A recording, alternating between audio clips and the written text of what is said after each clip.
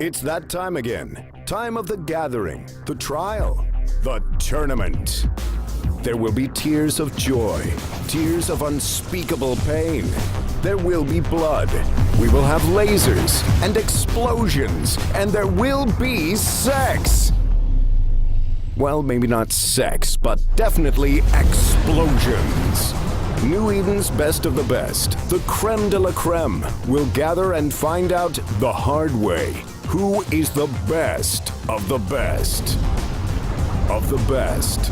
EVE Online Alliance Tournament 12.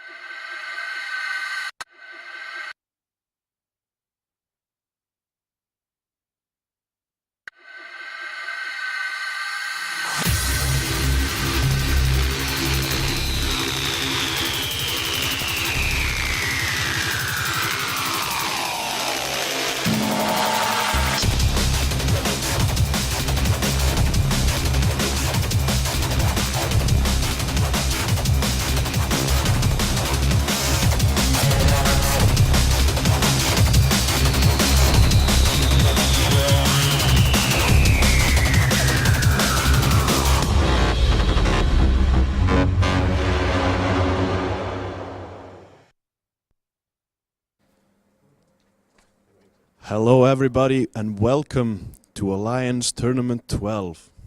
It is time to kick off this great event that we've all been waiting for longer than we care to think about.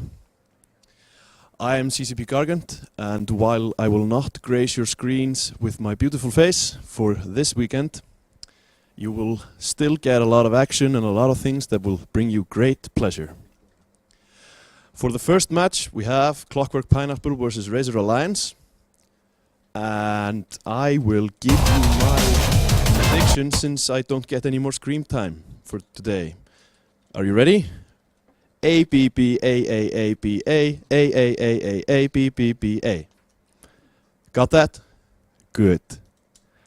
Now I hope you'll all enjoy the show and enjoy the beautiful voices of our commentators, CCP Fozzy and Apothny. Over to you guys.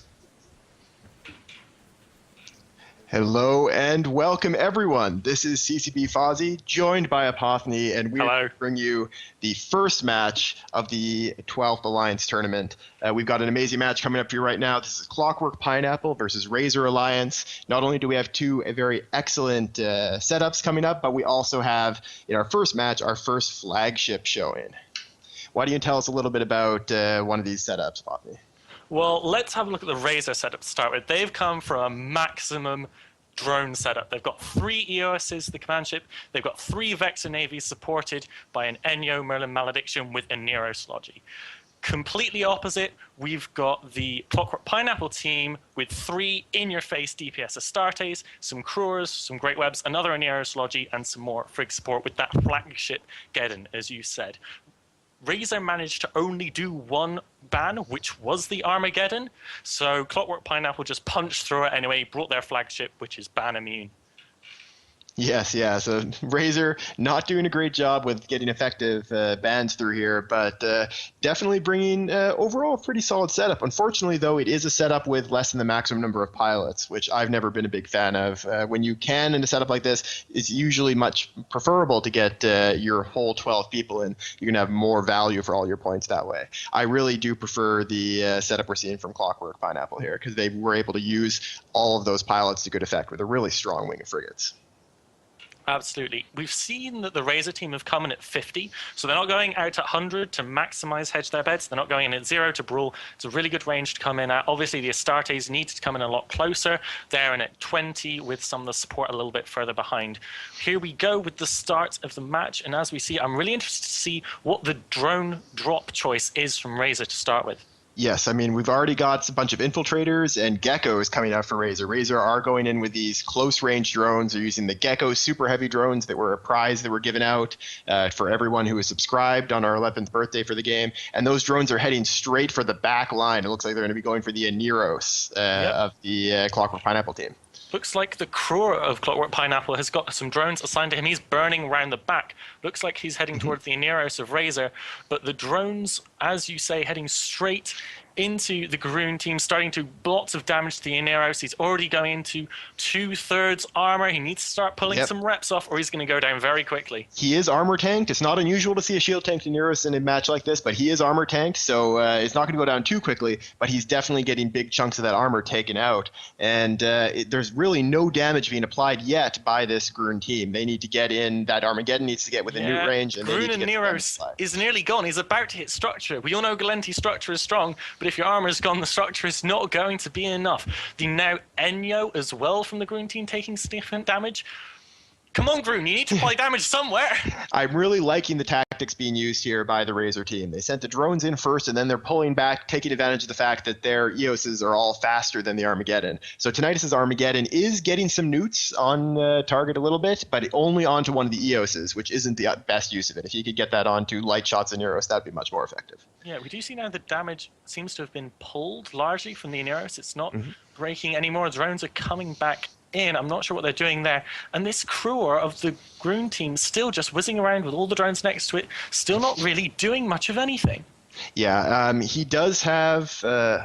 honestly, yeah, I'm kind of surprised that he's not been able to get those drones onto a target yet. We do see damps, but only from the Groon team onto Razor, and they're being applied to the EOSs, to the Vexor Navy. Getting those onto the Aneros with, say, a big fast switch onto the Aneros and then getting some damage onto it might be an effective tactic. We've seen that used in other tournaments to great effect, where you apply your damps all at once onto the logistic ship and then apply damage right after the locks break. Yeah, it looks like both teams have started pulling back a bit. The Razor guys have given up on the Aneros. Both teams just filling each other out, trying for positioning. We've got drones now moving on, looking after some of the frigate support. The Malediction of Kara now starting to take some serious damage. Yes, indeed. Definitely. He's going through armor pretty quickly. We are seeing Athos's Aneros pulling back armor as well. First there you ship go. of the tourney down. There goes the Malediction. Let's see where damage is going to be applied next. Yeah, picking off the frigate was probably going to be the easiest of all the options here, but they're going to need to take down a Vexor Navy issue or the Aneros, I think, next to be able to really take down some of that damage. Drone swarm of Groon now heading towards the Aneros of Razor by the looks of it. Actually, no, just still following that crew, or I'm looking at the wrong way. Again, neither side still playing DPS to each other. Shoot each other, guys. That's the point of the tournament. The Praetors and Infiltrators from Groon have now reached, they took them a while to catch up because they are heavy drones, but now they're on top of light shots in Aneros. And he is starting to take a lot of damage. He is now webbed and nuded and target painted. So these Infiltrator drones, which got a recent buff in the Chronos expansion, they are doing pretty much full damage to him. He's going down quite quickly. It's now the turn of the Razor Nearest to take some heavy hits, but at the same time, Duckslayer and the crew are also dropping into low armor. Oh, the Razor and Nearest going into structure, going much further down the Groon structure, and it all pops! There he goes. And I would be very happy to trade a crew for a Nearest in any way. And Duckslayer is still holding on. He's getting reps. There's reps applied to him now from Athos, and he is pulling back armor now. Yep, also the Enyo of Demetiu on the Groon team taking significant damage now. Reps are applying, but he pops into structure. Is he going to hold? No, going down. The Merlin of Groon as well, just the Razor team taking out the support of their opponents. Yes, now that you've got the Aneros down, now that there's no longer the remote reps to keep these high resistance assault frigates alive, now that the Aneros is down, on the other side, you're going to be seeing, hopefully, one of these Vexor Navies dropping. Yeah. These Groons are actually targeting the EOS, trying to get the maximum DPS off the field. He might be the boost ship that they might be trying to take down. EOS of the Aggressor going into structure, gone. That's one EOS down. That's a big chunk of their DPS gone. The Grunanier is taking damage. The Merlin trying to stay alive desperately. The crew are also taking damage. We've got some really split DPS here from Razor, and if I know anything as a waffle, that's not good. Yeah, no, it's not ideal at all. I mean, they're not going to be able to break through these reps very easily, even against the small ships. It's possible that they just can't get their drones applied to other targets. They do have damps that are getting spread across them, as we see another EOS going down. Yeah, however, the Grunanier is taking massive damage, going into structure a bit more, but again, fire split. crew are taking damage, Merlin taking damage. You've got the Athos is Vexor taking a Navy ton of Ballas damage. is going down, and the Aneros goes down for Grun as well. But is it going to be too little too late for the Razor team? They're about to lose their third big DPS ship. It goes down. Riella next, the fourth DPS ship, already taking lots of damage. And Razor are still trying to kill these frigates, but they just don't seem to be dying. Now that the Aneros is down for Clockwork, you will expect these frigates to die a lot faster. But yes, with the Vexor Navy already cleared off, if Clockwork can continue to take down these Vexor Navies, then they're going to just have the DPS swinging far too far away from them. Breaking through the Astartes, the Clockwork Pineapple are going to have left once the frigates are down, is just going to take a lot of time because they have a lot of EHP. Yeah, the Geddon of Tenus now neuting the Eos of Palvari, the big Grun drone swarm, bearing down on him heavily. The crew of Long Drinks and the Enyo rushing to help him. But I think, there, one of the crewers goes down. The second one's probably soon to follow, given it's almost in structure again. We're actually not losing many more Razor ships. Yes, I mean, the Razor ships are taking advantage of their speed. These crewers have the advantage of long webs, which helps them keep the Vexor Navies in place. And as long as those Vexor Navies are able to move kind of freely around the arena, it is going to be pretty hard for the Blaster Astartes and the Armageddon to get close enough to do any significant damage. Yeah, Londrix finally going down. Oh, nearly, almost. Come on. He's in low structure. He's pulling away fast, though. He's got away from most of that drone swarm. I actually think he's in the clear at the moment, unless, he's going to be safe. He must be tense. And as it happens, Palvari in the Eos finally hitting structure, about to go down. Another big DPS ship going down. The Enyo as well, ELMT, also taking a lot of damage here. Yeah, I think the Razor team just going down like a lead balloon. We're seeing some very good piloting from the frigates for Clockwork Pineapple. They're being chased by drones that are a whole lot slower than them, these Razor Geckos. And so the Geckos are doing some damage when they're in close, but Long Drinks was just able to micro-warp drive away, and the drones couldn't keep up at all. Now they're actually just sitting there, slowly moving towards their next target, and it's going to be a while before they can deal any damage again. Yeah, and I think that is one of the advantages of being a smaller gang group like Grun is that they know how to pilot each frigate, because in their fights on a day-to-day basis in Tranquility, it's going to be very, very, very important to be able to get the maximum out of every ship. You now have the Merlin of Mad Jack going down on the Grun side. The crew are also in low structure. Razor's going to try to break an Astarte. Razor is their damage now on Basunda's Astarte, and they're going to try to see if they can break through him with what damage they have left. Yeah, I mean, I highly doubt it, but it is not impossible for the Astarte to have some level of local rep added to it in addition to the Aneros they were planning. I highly doubt it, but the ship does have a rep bonus. It might help them here, given that both sides have lost a lot of ships. Either way, just with its resist and hit points, it's going to last a while. But I think going after a target like that is one that you know that your Geckos are going to be able to actually keep up with. So that's a pretty good choice, as opposed to continuing to send the Geckos after these small frigs. I mean, it looks like Long Drink's crew now does go down, but that ship is a freaking hero. That ship deserves a medal and to go down in AT history as a hero of the tournament. Yeah, and now I think definitely Clockwork Pineapple are sitting in the driver's seat. There was that damage applied to Basunda, but he's actually repped it back up. I don't see if there. It looks like he might know. He must have a local rep, because I don't see any rep drones on him or in the area. But one way or another, it doesn't look like they're actually able to break. Yeah, the Astartes, the second Astarte of Gene Hawking is also pulling back armor. These guys probably have a strong enough local tank to keep themselves alive against what damage is left. Yeah, I mean, you know, this is a thing here. It looks like we have enough local reps on the Grun team to stay alive. However, the Eos and Vexor Navies, much faster than the Astartes. They can just keep range. Having said that, the Enyo now dies. Yeah. But, you know, this might be a thing where we go down to time. I can't do the maths in my head to work out Clockwork points. has far more points, though, at this point. You can actually see it in the, even with a little bit of delay in the fancy. Clockwork now is sitting, significantly more points. And what we're actually seeing from Clockwork, another smart move, they're shooting the drones. They know that the long game is in their advantage. The combination of they've got the newts of the Armageddon, they've got these strong tanks of that core and the Astartes, which means that all they have to do is kill off some of the drones. Remember, these Vexor Navy issues, one of the things that's very special about them, they're very powerful with the damage, but they don't have any extra drone bay. They don't have replacement flights of drones. So if you wipe out the drones from a Vexor Navy issue, unlike, say, an Ishtar or an Eos, they can't just send out another flight. That's true. And the Astartes themselves, blaster fit, medium blasters, really fantastic tracking. If you've got Scram or web fitted to those ship as well, you're going to be able to take out heavies incredibly easy, mediums incredibly easy. Okay, you can now probably apply damage to lights. However, Gene Hawking's Astarte is taking a lot of damage. Oh, he just fully... What?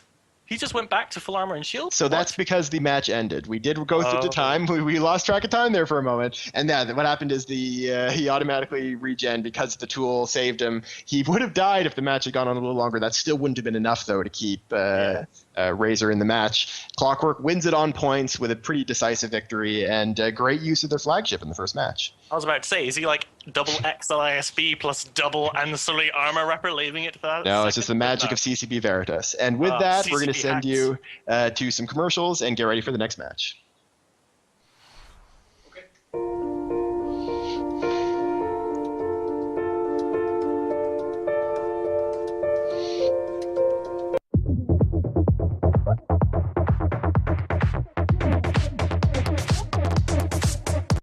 Do you like spaceships?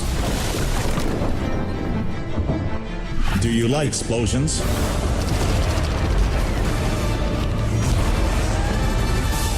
Airlock Media. We make your corporation look good.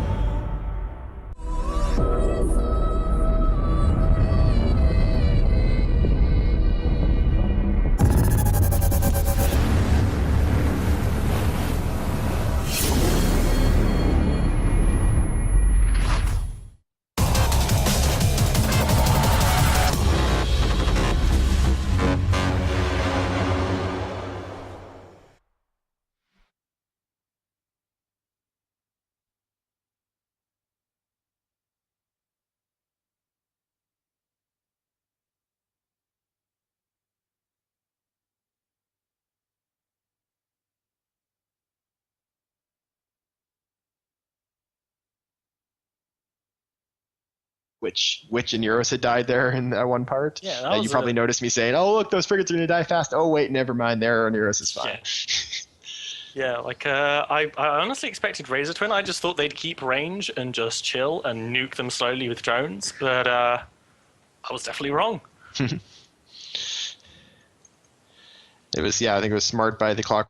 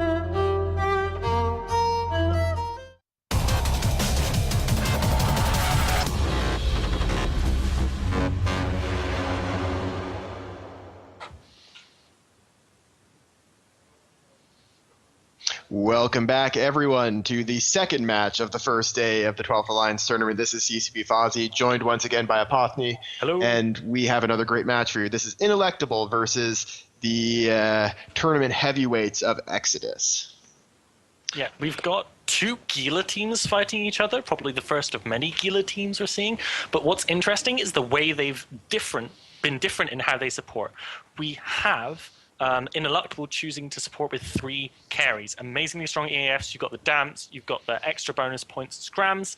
However, the Exodus team have gone with some Maulus. Both teams have gone with 3 worms. And then we have an Orthrus as well on one side, which is brand new ship. That's going to be really, really cool to watch. Very pretty ship. You've got that up on your screen right now, I think, for everyone to see for a bit. And the match has now begun. Both teams did come in at max range. We're seeing the augmented Valkyries being dropped by the Exodus team, while Acolytes and Infiltrators get dropped by the Ineluctable guys. And the drone swarms are moving across the field right now. The Crow of Mr. Falcon burning straight into the danger zone. Let's see where these drones decide to apply themselves. We've already got some drones heading straight onto what looks like, where are they going? Onto the, unsurprising, the Scimitar. Yes, if they can knock down these Lodges fast. The drone swarm for the Ineluctable guys is kind of sitting out in the middle of nowhere right now. It looks like it's still following around a frigate.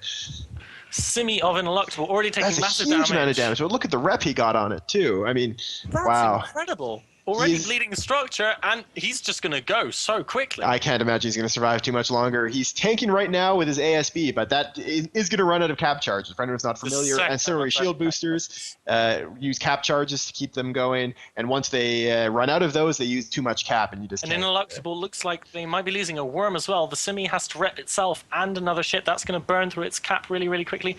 Oh, the Simi of Ineluctable, so low structure, come on! There goes a worm down there, worm down already. Gets back to full. That Simi is still in he's in 10% structure right now. He is right on the sliver of structure. He lost all of his shields and more structure in that last volley.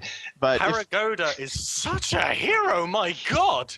I have to imagine, though, his ASB is going to be on reload any moment now, so if they can keep the fire on him, he'll go down so fast, because once those shields are gone, it's just going to be a look at him, and he'll drop. There he goes. There goes Simi, but also Sabotage and Nagila struggling in low shields with the reps from the Simi. Might start breaking structure. Looks like he's slowly breaking. At the same time, another worm from Ineluctable goes down, and their final worm is in deep, deep, deep structure, despite having full shield. Clearing these worms, I think, is a great choice. They provide a lot of damage onto the field, and they've got mid slots that can be used for these damps and target painters.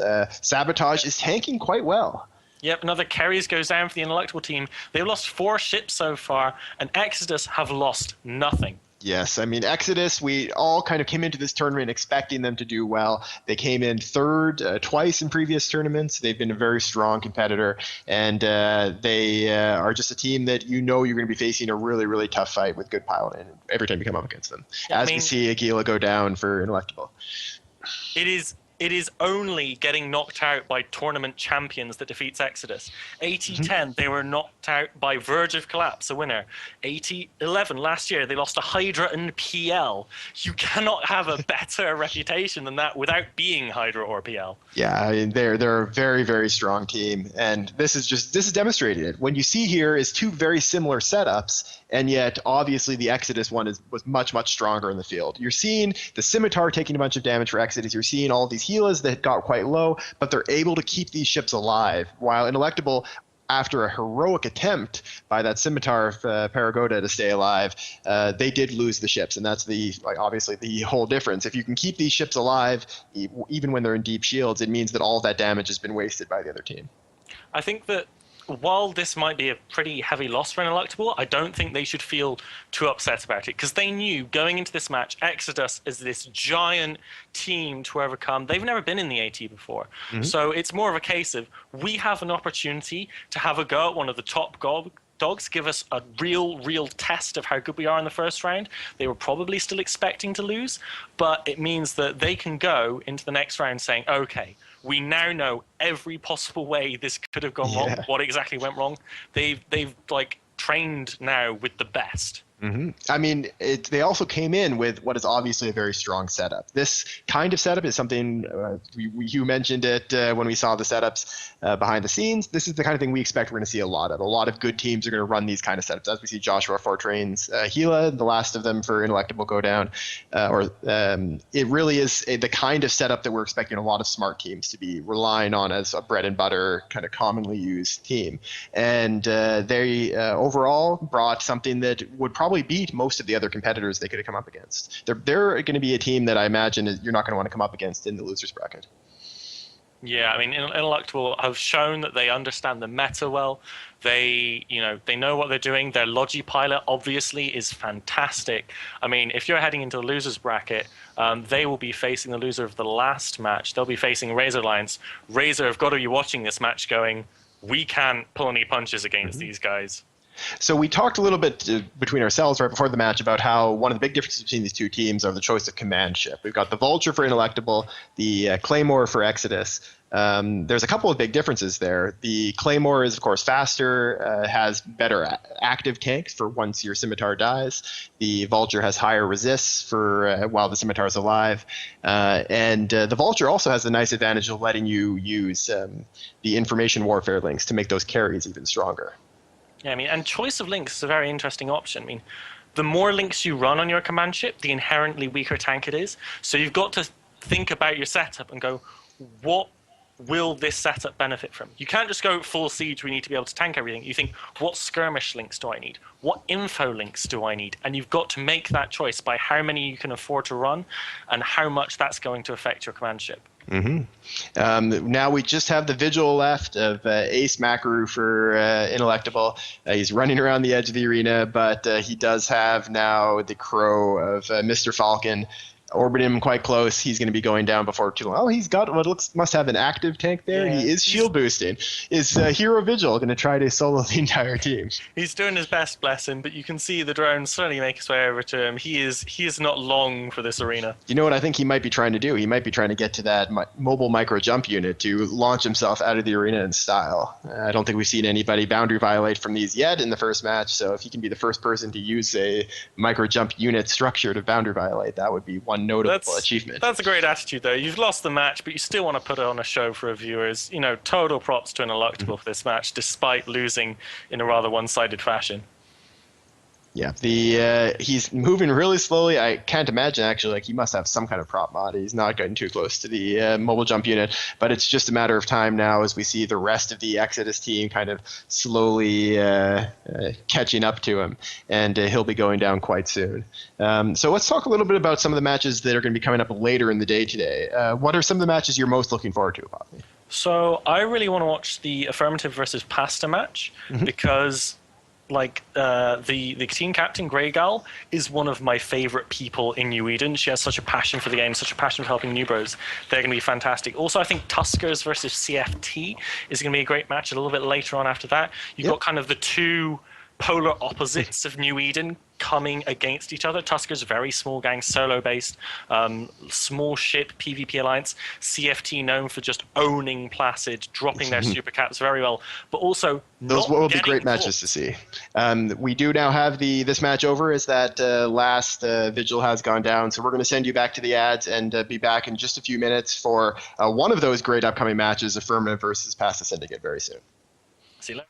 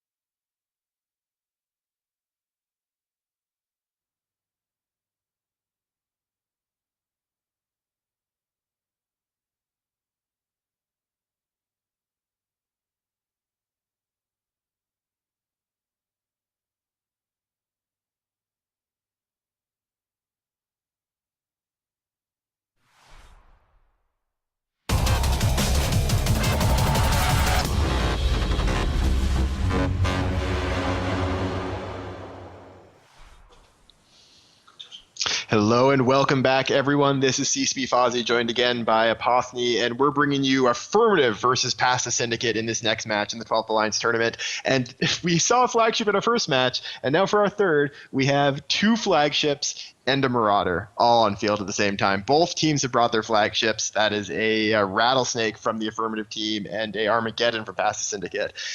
This is going to be a gigantic slugfest. I just want to say I am so sorry to the Affirmative frigates. You've got 3, count them, 3 heretics and 2 towers coming at you. With no Logi on field, you are not long for this world, friends. Yeah, they're going to get cleared so fast. The teams are, so for Affirmative, we've got Vargur and Rattlesnake, 2 Vexers, 2 Vexer Navy issues, Worms, Slasher, Condor, no Logi on that whole team. Yeah. Meanwhile, from Pasta, we've got triple Eoses, flagship Armageddon, a Neros for the Logi, and then Heretics and Talwars and Merlins. Definitely a more durable support wing. Yeah, it looks like the Merlins of Pasta splitting out some damps immediately, and the Pasta team just burning straight in. And whoa, already 2 frigates down, including Grey Gal, the captain for Affirmative, in her Maulus was the first blood. Instantly, like, what is it? 9 seconds. 9 seconds after the match began, Grey Gal was already dead. And then Capku is dropping, though. Whoa, the Neros of Pasta, Capku is dropping. I mean, they haven't lost any guys yet, but if that Aneros goes down, I mean, I think this is going to be a fight of, can Affirmative clear enough DPS for Vargur to just tank through? Yep. Another frigate going down, that Aneros seeming to be holding Rets okay. Is just holding on, man. They need to kill that Aneros. For Affirmative to win this, they need to kill off the Aneros, because it's going to be what keeps the entire Pasta team alive in the long game. And he is holding on really well. He has a web on him, but it looks like now he's been able to avoid most of the damage from this Vargur. He's pulled enough range that it's going to be a lot harder to apply as much damage to him. Yeah, the Vargur is not a fast ship. He's pulling back a lot of armor. Yeah, he's holding on quite well. And now, of course, this frigate wing for... The Vargur hasn't moved since the start of the match. I'm trying to look at him to see if he's already popped Bastion. That Vargur is in Bastion. You can see the armor plates on the fins there. He is staying still. It means he's immune to Ewar. It means that he has great... Wow, the Rattlesnake dropped into armor so quickly. That flagship Rattlesnake just collapsed there. I have no idea what happened. Maybe they just didn't turn on the ASBs on him. Wow. Fielding a flagship without Logi on field, that is what I call brave, right? He's in structure now. The Aneros is going at the same time. The Aneros is down, but if that Rattlesnake goes down, though, then that's a huge amount of the DPS from the Affirmative team, and what should be very durable DPS. There it goes. That is a flagship. You just saw an extremely expensive explosion. We'll find out from the kill mails how expensive. That Aneros would have given the Affirmative team so much hope to then lose the Rattlesnake. Like, they just kind of stood up in excitement, then got smacked back down. The Heretic now of Rainbow Ray starting to take a lot of damage. They're clearing some of the heavier anti-support, trying to save those final worms, but Zach already just bursting through armor down. Looks like he's going to pop soon. Rainbow Ray holding on in 2% structure or whatever that is. There he goes. And there he finally goes. It definitely is the smart move for Affirmative to clear those. But now that Vargur is dropping so quickly too. I'm amazed. Do you know what? It has to be that the newts are just preventing them from keeping the hardeners active. That flagship Geddon with a full rack of faction newts, man, like that is hell for a Vargur to fly. Wow. Another Heretic goes down, but that Vargur, he is going down soon. Vargur he's pulling back these gigantic chunks of shield. You're seeing the shields shoot right up as his ASB goes off, but between each cycle, he's still losing armor. It's only a matter of time. These Eoses and the damage from the Armageddon are right on top of him, and very crucially, there's a lot of newts. Not only does the Armageddon have newts, but the Eoses also have newts. I have to wonder if the leaked fits that were put up on the forums from Affirmative might have actually given the Pasta guys clues on what to fit, because this is the kind of setup, bringing a flagship Geddon there as the Vargur goes down, a flagship Geddon, and Newt high Eoses. That's a combo that you bring if you know your opponent's going to be bringing Marauders. Yeah, I think they realized as their Vargur started being in trouble that, oh wait, that Geddon's going to destroy us. They stopped killing the heretics, went onto the Armageddon, but at that point, just too little, too late. Yes, I mean, the Geddon is sitting pretty in like 70% armor, and at this point, there's not a lot that can threaten them. There's the Vexor Navy issues in Vexors, but it's just, they're going to go down very quickly. Once these EOSs get anywhere close to them, the Armageddon, of course, as a flagship, can combine the bonus that it has to very long-range neutralizing with faction or officer newts to give it even longer range, so it can newt people at huge ranges, as we see one of these Vexors already down. Yeah, next we got Venai down, the Worm of Sebastian taking a bunch of damage. Super strong showing here from Pasta.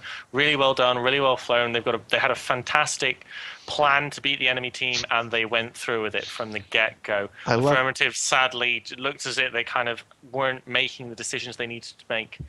Yeah, I mean, it definitely looks like the hard counter setup brought by Pasta was designed to beat this kind of setup, to be something that's going to be bringing a strong tanking Marauder especially. All of these newts, and it did a great job. This is some very clever setup choosing by Pasta. They knew the kind of setups that their opponents liked to design, and they decided to bring something that went all in against that.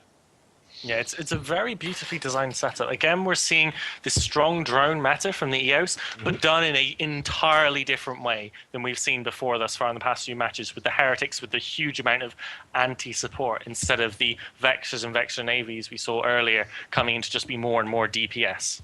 Yeah, I mean, we've got a lot of bouncer drones on the field that are just kind of sitting there abandoned from the affirmative team, but the Praetors of Pasta are just shredding these ships they're running into. It takes them a while to get on top of the Vexors because these are fairly slow drones. But yeah, now the match has completed. A very, very strong showing by Pasta. They are going to be moving on to the winner's bracket, and Affirmative will be dropping into sudden death. And we will see you guys back in just a few minutes for Choke Point versus Quebec United Legions. So come back after some ads, and we'll see you then. See you in a few minutes.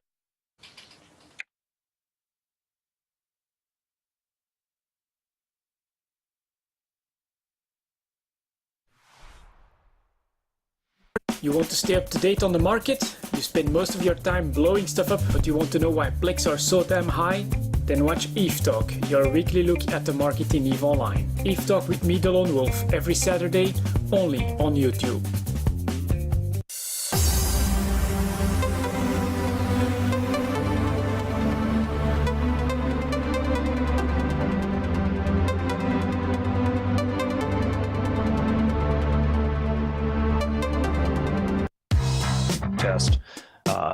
Have sort of a poisonous leadership. Poisonous leadership. Poisonous leadership. Poisonous leadership. Poisonous leadership.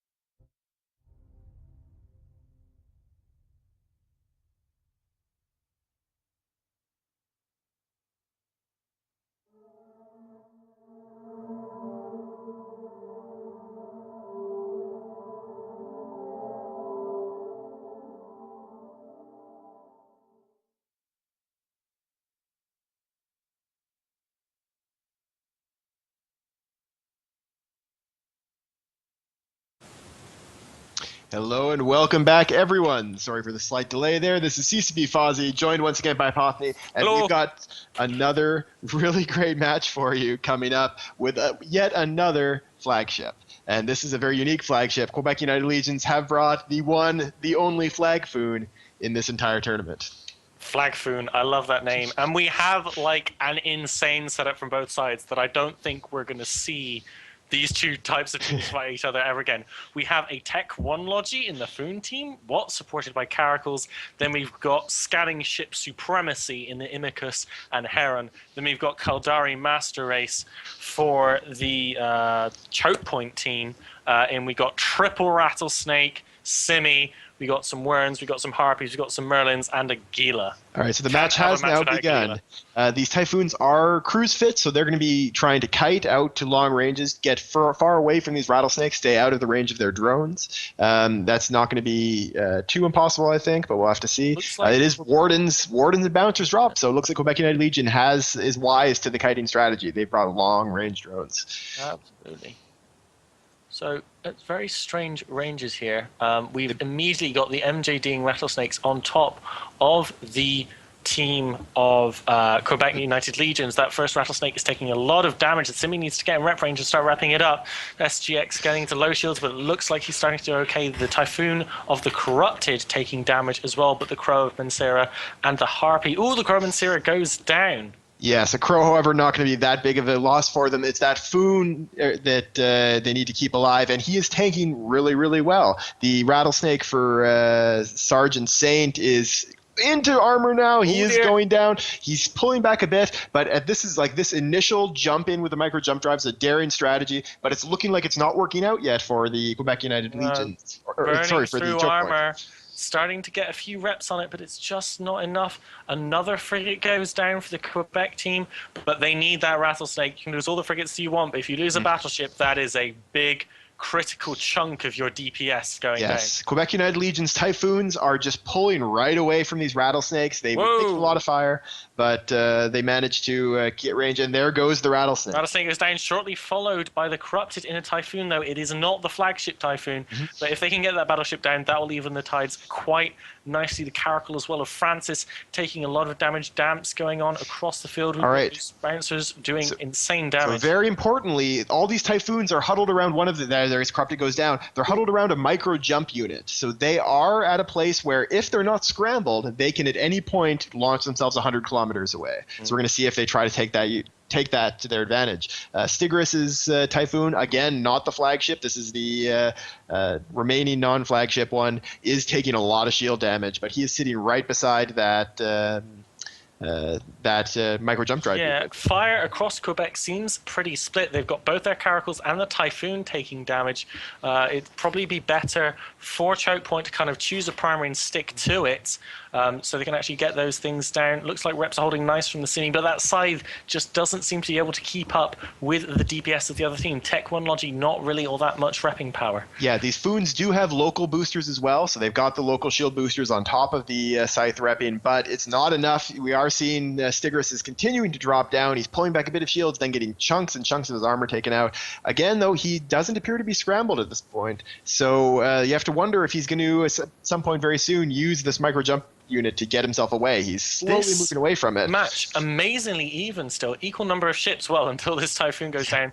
The Scythe of Quebec Legions finally taking a lot of damage. We'll see how Kalisa dropping fast. Kalisa and the Rattlesnake. Kalisa, the second Rattlesnake. These Rattlesnakes are going down much faster than I've been expecting them to. Absolutely. I mean, they're taking EM missile damage from the cruise missile Foons. There goes one of the Foons, though. Hopefully that for Kalisa, maybe that can keep him alive longer, but he's dropping through armor.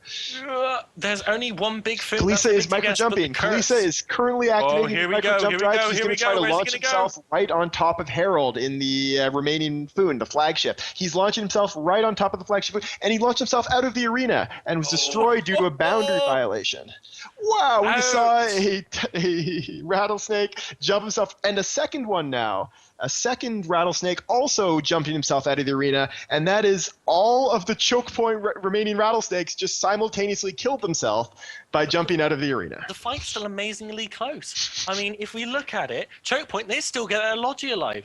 But the Quebec guys, they've still got their curse. Their Caracal's about to go down. They've still got a battleship on field. I think the City will be able to hold reps against everything now. I do think the advantage will go to choke point. But this has been one hell of a slugfest, Fozzie. I have to give the advantage to Quebec United Legions, partially because they have so many more points available right now. Remember, the Typhoon and the Curse are both high point value ships. So though there is still some damage from the Worm and from the Gila for choke point, unless Choke Point can actually use that damage to take down a lot of ships fast. Control. The Caracal, though, is going to help. As we see it drop. It's 65 to 67, so the points are super, super close at this point in time. Yes. It's just a question of, where can they gain these extra points? They're now going for those low tank ships that they know they can get off field. You've got the Imicus going down, the Harem probably going to follow. Looks like the Gila is taking a lot of damage, but that Simi is just, holding reps fine. So now the Gila... the Worm! Worm of Devils. Oh. And the Merlin. Oh, wow. There they go. Whoa. That's going to make it much harder now. And now the choke point guys need to take down the Curse to be able to cut back up on points. And although the Curse is taking a lot of shield damage, so is Hornen's Gila.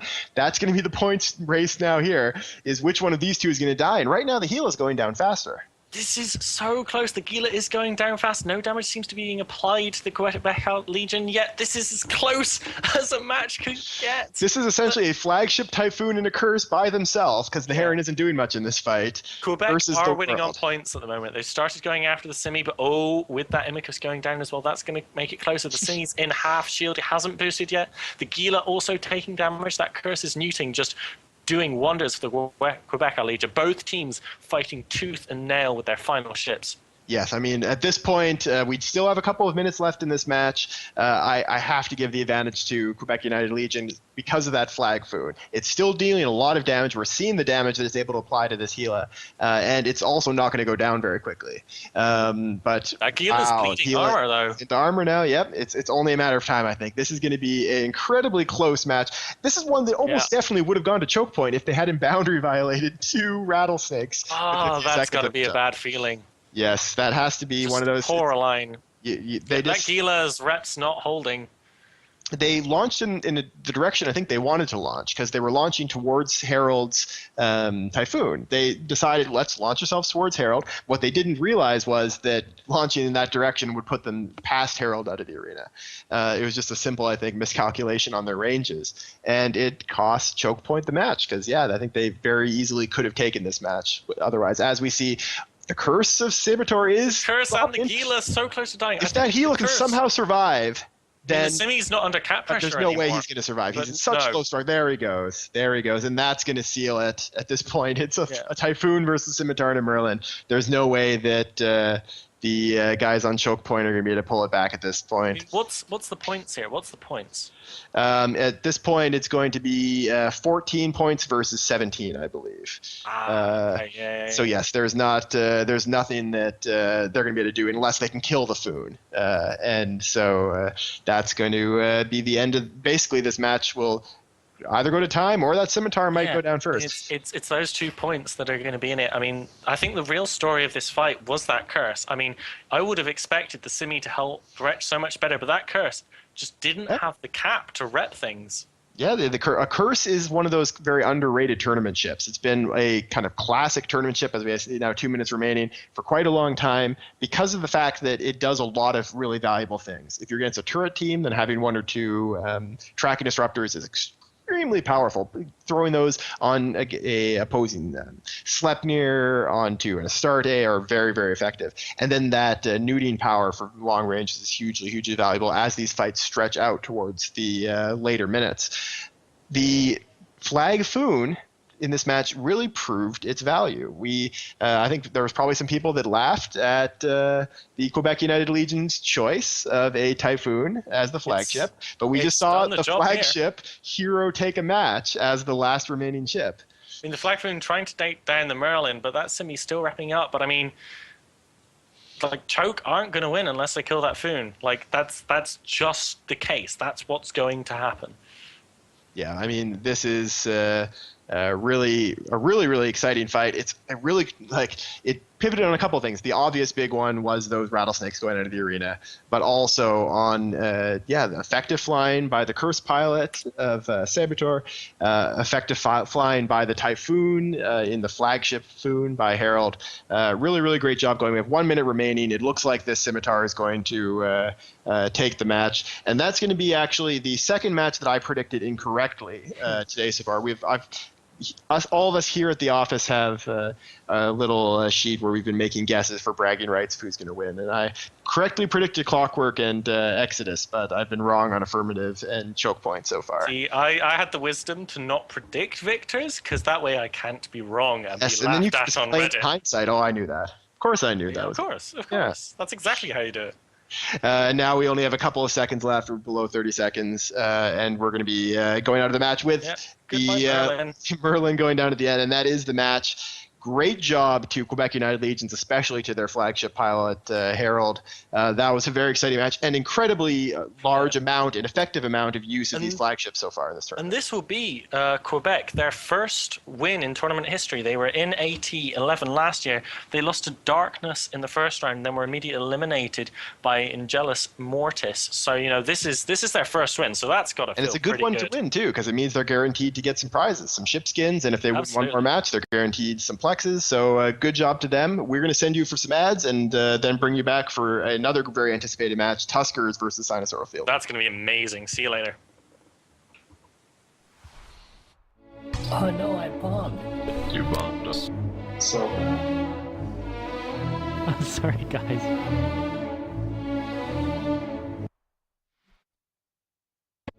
Oh no, I bombed. You bombed us. So I'm sorry, guys.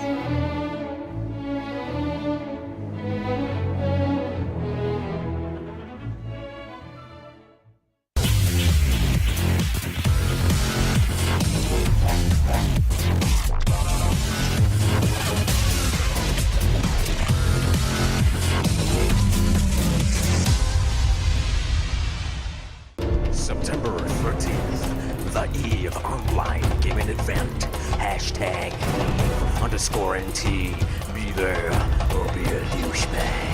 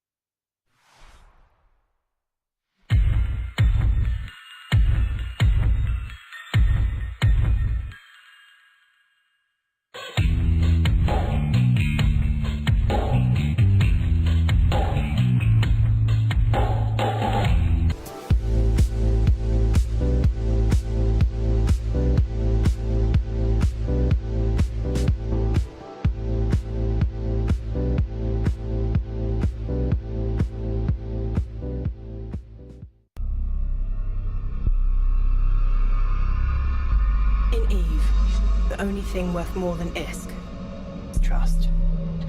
This October 4th in Amsterdam, Eve is real.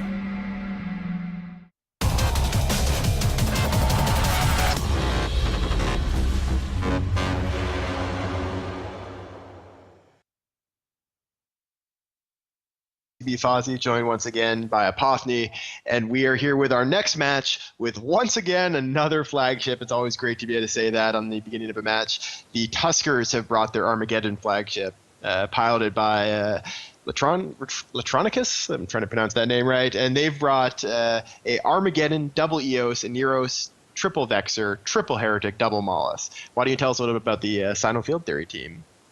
So the Nocturnal Sinofield Theory team, they've got 2 Eoses themselves. They've got an Neros, they've got an Ashimu, 3 Ishkars, a Vengeance, 2 Mollis, and a Benediction.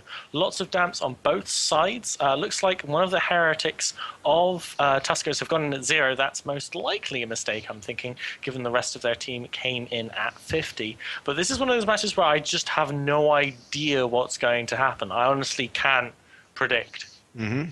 So we saw the match has now begun, and yes, that heretic is burning right back to his fleet, and he's going to safely get back to the loving embrace of the rest of his team there before he gets primary down. The Tuskers have dropped geckos and infiltrators. Meanwhile, we've got a bunch of armor maintenance bots dropped by the Sino team. A lot of armor. A lot of rep drones. Wow, it's going to be so hard to break them. Looks like both teams are just kind of sorting themselves out, burning around each other, looking for positional advantage. The Tuskers Vex are burning in around slightly, whereas the Nocturnal team is staying quite close. Both teams just confidently just saying, okay, they've got this. How are they spreading out? What are they doing? They're not rushing in. They're not making any quick decisions. They're carefully considering and debating on what each team is going to try and do and how they need to deal with it. It's definitely the more aggressive position from the Tuskers at the moment. They're moving in slowly. What we're actually seeing from the Sinosaur Field team is they are sitting around one of the micro jump beacons. So they are right on top of this structure that can allow them to jump away 100 kilometers in any direction. We've seen micro jump drives get used to very ill effect in the last match, but I'm sure we're going to see some really good use of it throughout this tournament. And I think that's what they're currently planning around. They're going to have the ability to defend themselves here, and then if they need to move 100 kilometers in any direction, they always have that option. Yeah, so both teams still just not really much going on. We've got the Nocturnal team still balling up pretty hard. The Tuskers a bit more spread out. It looks like we've now got some damps spreading. The stream on my other monitor won't load, which makes my life very interesting.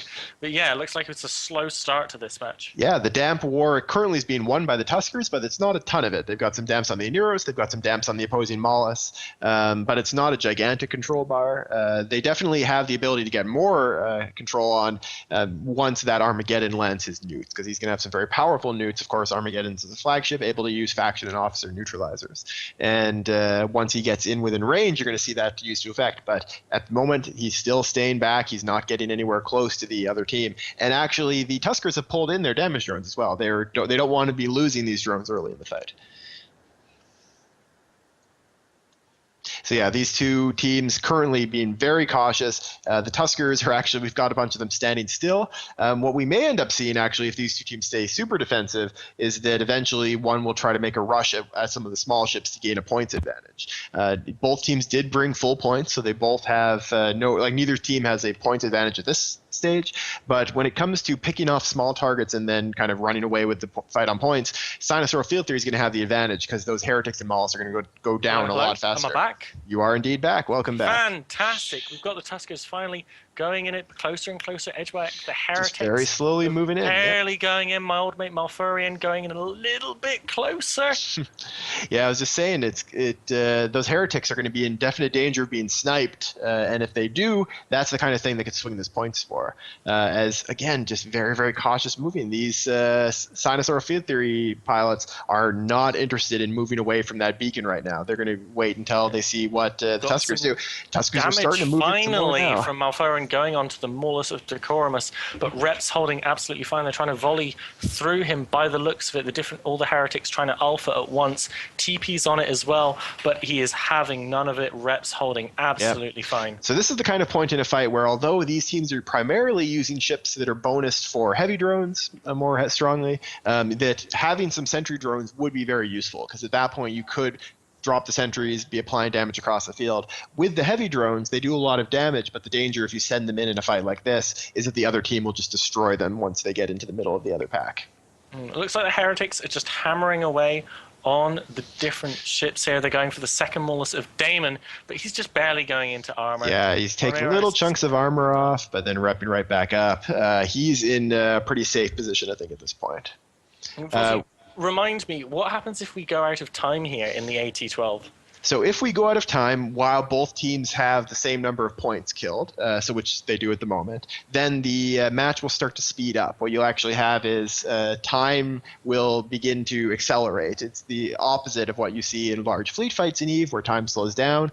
Instead, time will speed up, and that'll make it a lot harder for the logistics to keep up with switching all these targets. That being said, though, the damage drones are now heading across the field. This is here we go. Tuskers have decided to launch their attack. And so it's all infiltrators. They're going to be doing EM damage and some geckos, which do all types of damage, and they're heading right into the pack. It looks like they're all going to try that. But it's got so many rep drones on it and its local tank, it is going to be so hard to break. See, barely breaking through its armor, actually starting to slowly take a little bit more damage. Looks like they're doing a little bit more damage than the Neros can rep, but it is taking them a while. At the same time, their Maulus is going down, being repped up by the Neros, but this Neros' cap is going to be being taxed. Yeah, the split focus, they're getting damage on both of them. That means that it's much harder to keep them both alive. But at the moment, Tinkerhell in his Neros, the captain, I believe, for the Sinosaur Field Theory team, he's just doing a good job of keeping himself and his team alive. And at the same time, the entire Sino team is killing off drones. They're focusing on destroying the heavy drones from the Tuskers. Yeah. All the Tusker ships have large drone bays to be able to have some backups. Well, at least the EOS and the Armageddon do. The Vexors doesn't have quite as much backup, but it's still clearing off the drones will be very helpful. Nocturnal taking a slow and steady approach. We've got plenty of tank. We will wait. We will reduce your incoming DPS, and then we will take you on. We're not going to try and rush in.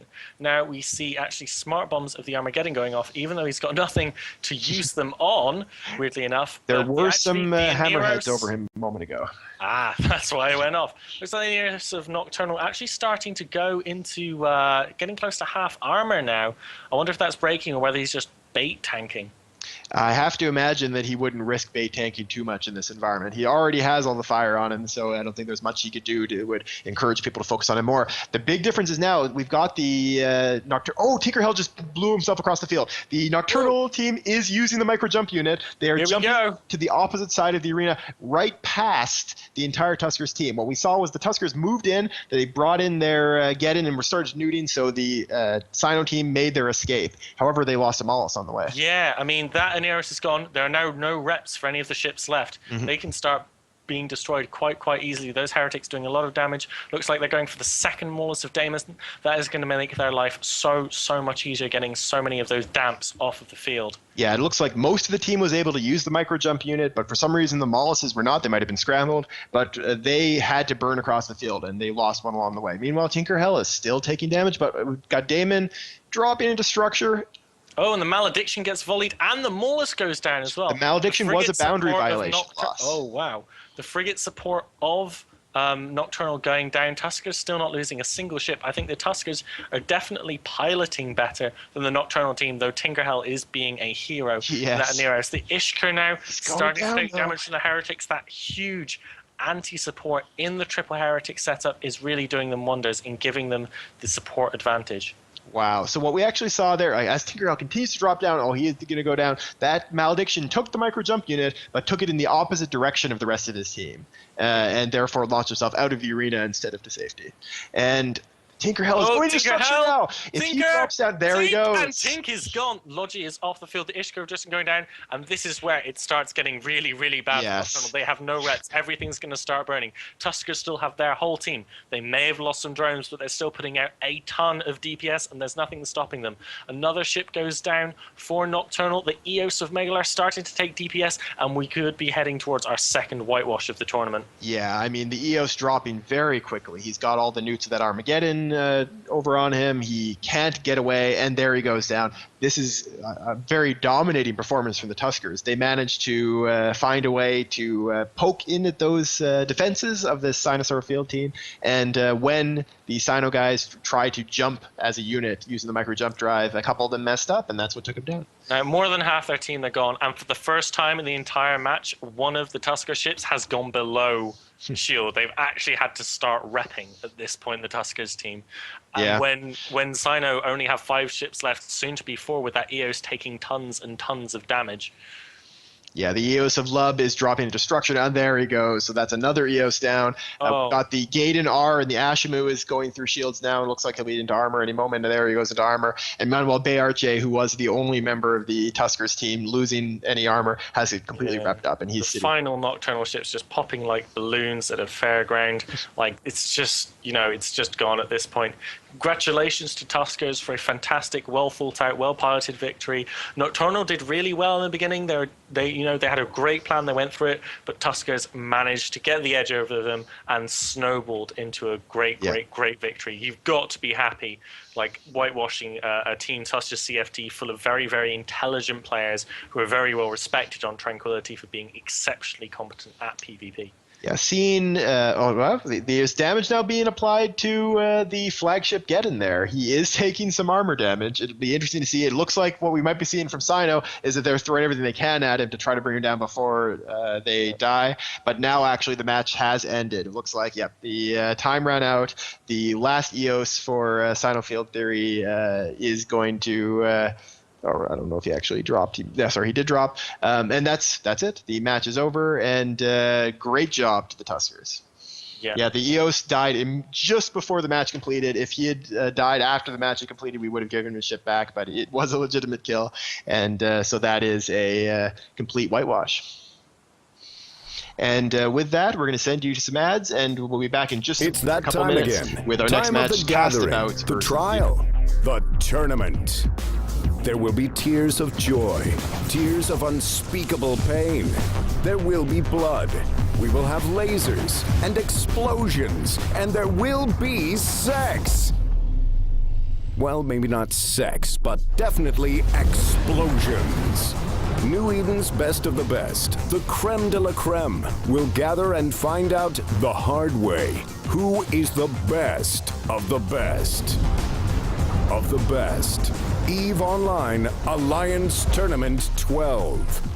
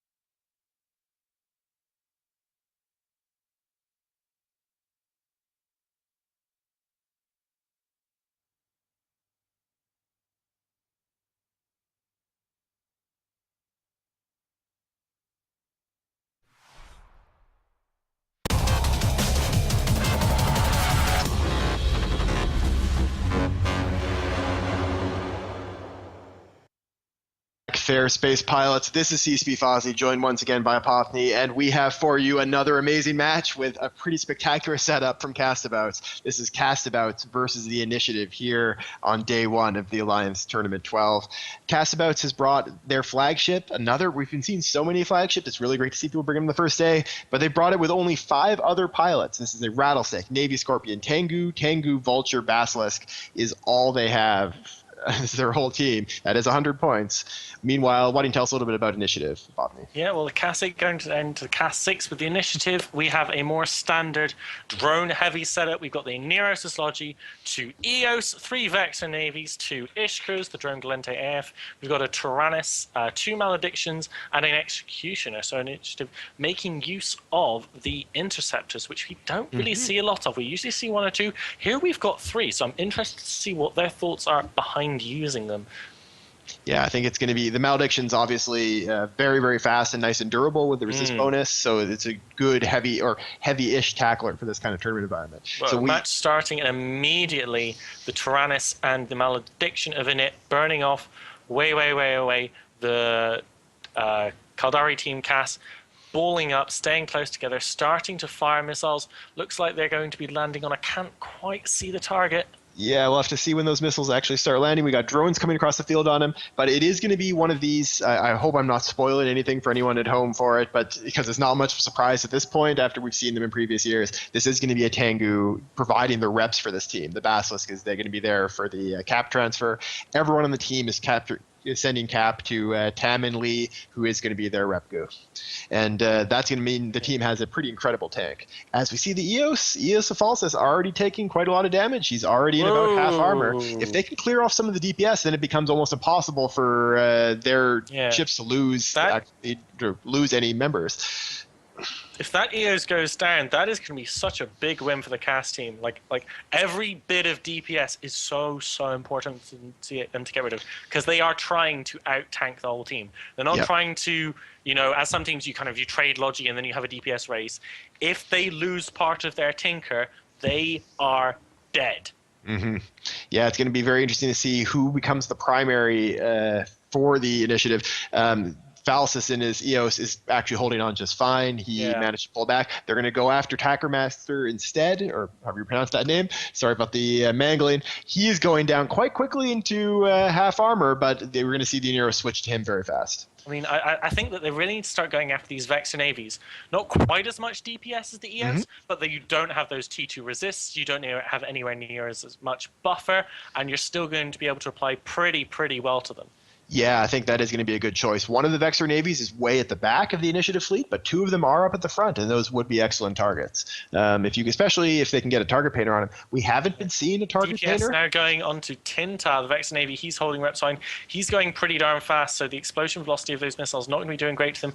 They could do with some tackle, but in that small setup where they've maxed out on points, with the small numbers, you just don't have the webs. You've got very few mids for TPs with the shield setup.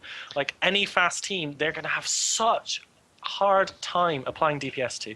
I mean, this is going to be an endurance game. It's going to be a big question of whether or not the cap holds out for all the members of these teams. One of the rules we have in this Alliance tournament is you can't fit more than 1 remote capacitor transmitter on each ship. So that means that they can all put their cap onto their 1 remote rep being Tengu, which allows him to run a strong active tank and also to defend the rest of the team. But those ships themselves are going to have to be using cap boosters to keep their own cap going to transmit. They can't generate infinite cap by cycling it amongst themselves. Looks like DPS going back onto Tackermaster. Oh wait, no, it's going up further. But we do have repair bots on Tackermaster. It almost might be worth, as crazy as it sounds, maybe trying to shoot some of those repair bots, because they are nearly breaking the EOSs, but not quite. Just every little rep counting here. Yep, I mean, shooting the repair bots would be very good. We are seeing repair bots used on the other side as well. We got shield repair bots on the Scorpion Navy issue of Ufus, who is the primary right now. We're seeing a lot of the damage, of course, coming from these heavy drones as the EOS is used so effectively. What we're not seeing at all from the Castabouts team is a smart bomb. This is the kind of setup. You're bringing a setup like this where you're so stationary, heavy drones breaking through are going to be a big problem. But that means if you brought a heavy smart bomb on, say, the Rattlesnake, you could pull in your own reps bots. blow up all of the opposing drones, and then get back to doing damage. And that would be Tackamaster very going powerful. to low armor. Is he going to break? Is he going to break? Is he going to break? He's pulling back now, though. Oh, it's so, man, he's like staying quite steadily in that like 30 to 40% armor range. Yeah, he's pulling back now. It looks like they're managing to keep him alive quite effectively. This is right on the razor's edge, though. I mean, if they knocked out these armor bots, they might have enough to bring him down. It's maybe one of the matches where we go into the reverse tie-dye you mentioned before, and we're going to have to see how that affects the game. Neither team managing to break the other. I mean, Cast team holding reps beautifully, not even going below 50% on that Bazzi. And the EOS is just pulling back every time they get down to 10, 20% armor. They're just managing to stay up. I mean, their nearest pilot the new primary for initiative is the Basilisk. So they're going after what they're hoping is going to be a bit of a softer target. It's the Basilisk of Offstrike, who isn't repping, unlike most Basilisks you'll see in EVE in general. He doesn't have any reps fit because you can only fit remote reps to one ship in a tournament team. But he is providing a lot of capacitor to the rest of his team, so they're going to see if they can break him. Meanwhile, Tackamaster got himself all the way back up to full armor and is now back down to about half.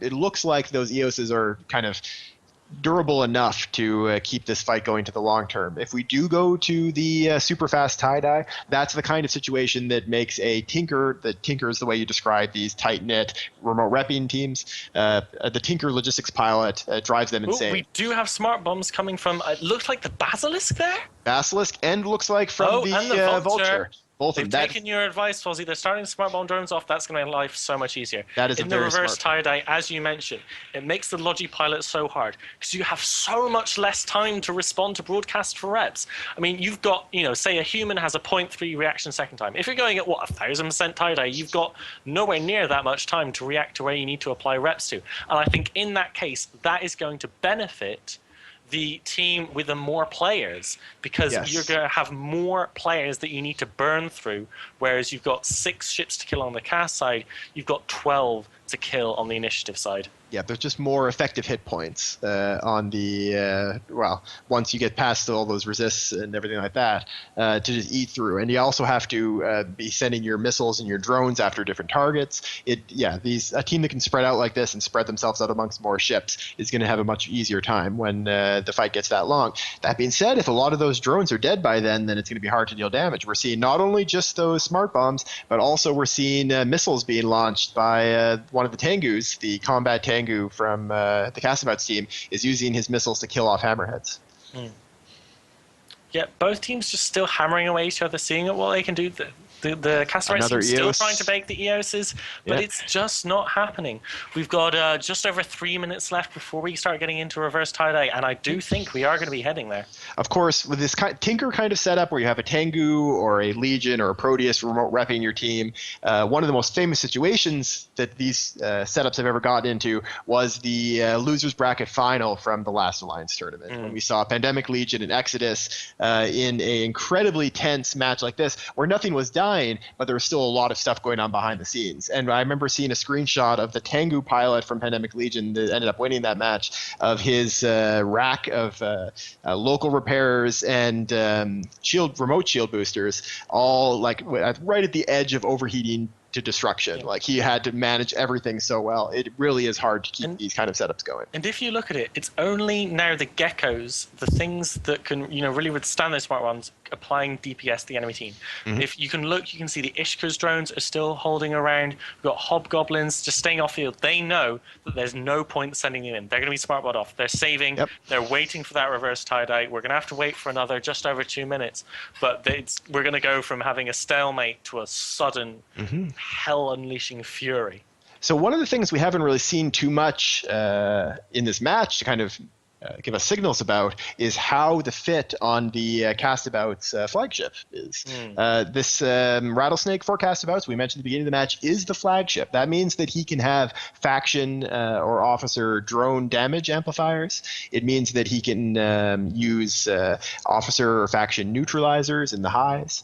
And it means he can put a officer or faction shield booster in his mid slots as well for extra boosting in case the Tengu goes down or can't keep up. So that's the kind of thing that hasn't shown off obviously too much right now. It's increasing his damage against these EOSs, but when we go into reverse tie-dye, the fact that this is the flagship may actually start to become a deciding factor now, as we have only 1 minute remaining in the standard fight. Yeah, I mean, Fozzie, like when we go to reverse side-eye, you said we do think that, Cass is going to be at a disadvantage. Do you think they still have a chance of winning when we get there, or do you think it's a foregone conclusion? So one of the things that's important about the reverse tie-dye is it scales in bit by bit. It's not going to suddenly, for one thing, we'll never go to 1,000% because then CCP Veritas would come in and get very cross with us. But it's going to start off going to, I forget the exact numbers, but it's going to scale up time for a bit for a minute and then do it again and then again and again. So actually we're going to see it getting progressively harder. So at one point, one team is going to start to fail once their human reaction time just can't keep up. And we're going to see which one of them that is. It's going to be Logipilot versus Cam and Logipilot. Lee and the Tengu taking a ton of shield damage. Ooh. This is a lot of damage you can apply to him. He should have a strong local shield booster because he's the Repper Tengu who has all that cap, but he's still going down really fast. I'm amazed that he actually isn't able to keep himself higher. All the drones now swarming in. We've got the smaller drones coming as well, the warriors coming in, the hobgoblins coming in. So the system is now at 1.5 times normal speed. This means that everything in the system is now, you're seeing right now, reverse tie-dye, and he's going to armor. He's half armor, he's about to go into structure. The Tengu is breaking. The Tengu is breaking. Tengu's going down. The Tinker is about Cam and Lee to go is down. That is the linchpin of the entire Casabouts team. If they can't, their only hope now is to try to kill off the opposing ships very quickly. They need to knock down DPS, knock out these Vector Navy issues within the next couple seconds, but they're not going to be able to do that. Already a Basilisk down as well. Boom, Bazzy, gone. Yes, at this point, it is a foregone conclusion. We are going to be seeing the initiative taking the match versus Casabouts. They waited until the time sped up, and then they threw everything they had against the Tengu and broke it. Yeah, like that's just really well played by the Init team. They realized what was going on. They came up with a fantastic strategy to deal with it. They waited. They were patient. The Vulture now of Pledging going down. And, they just executed the strategy brilliantly. Yes, and I think props to them. They're going to be going on to the winner bracket. 2.25 times normal speed. Oh, there it is. We see another Tengu explode. Wow. This is weird.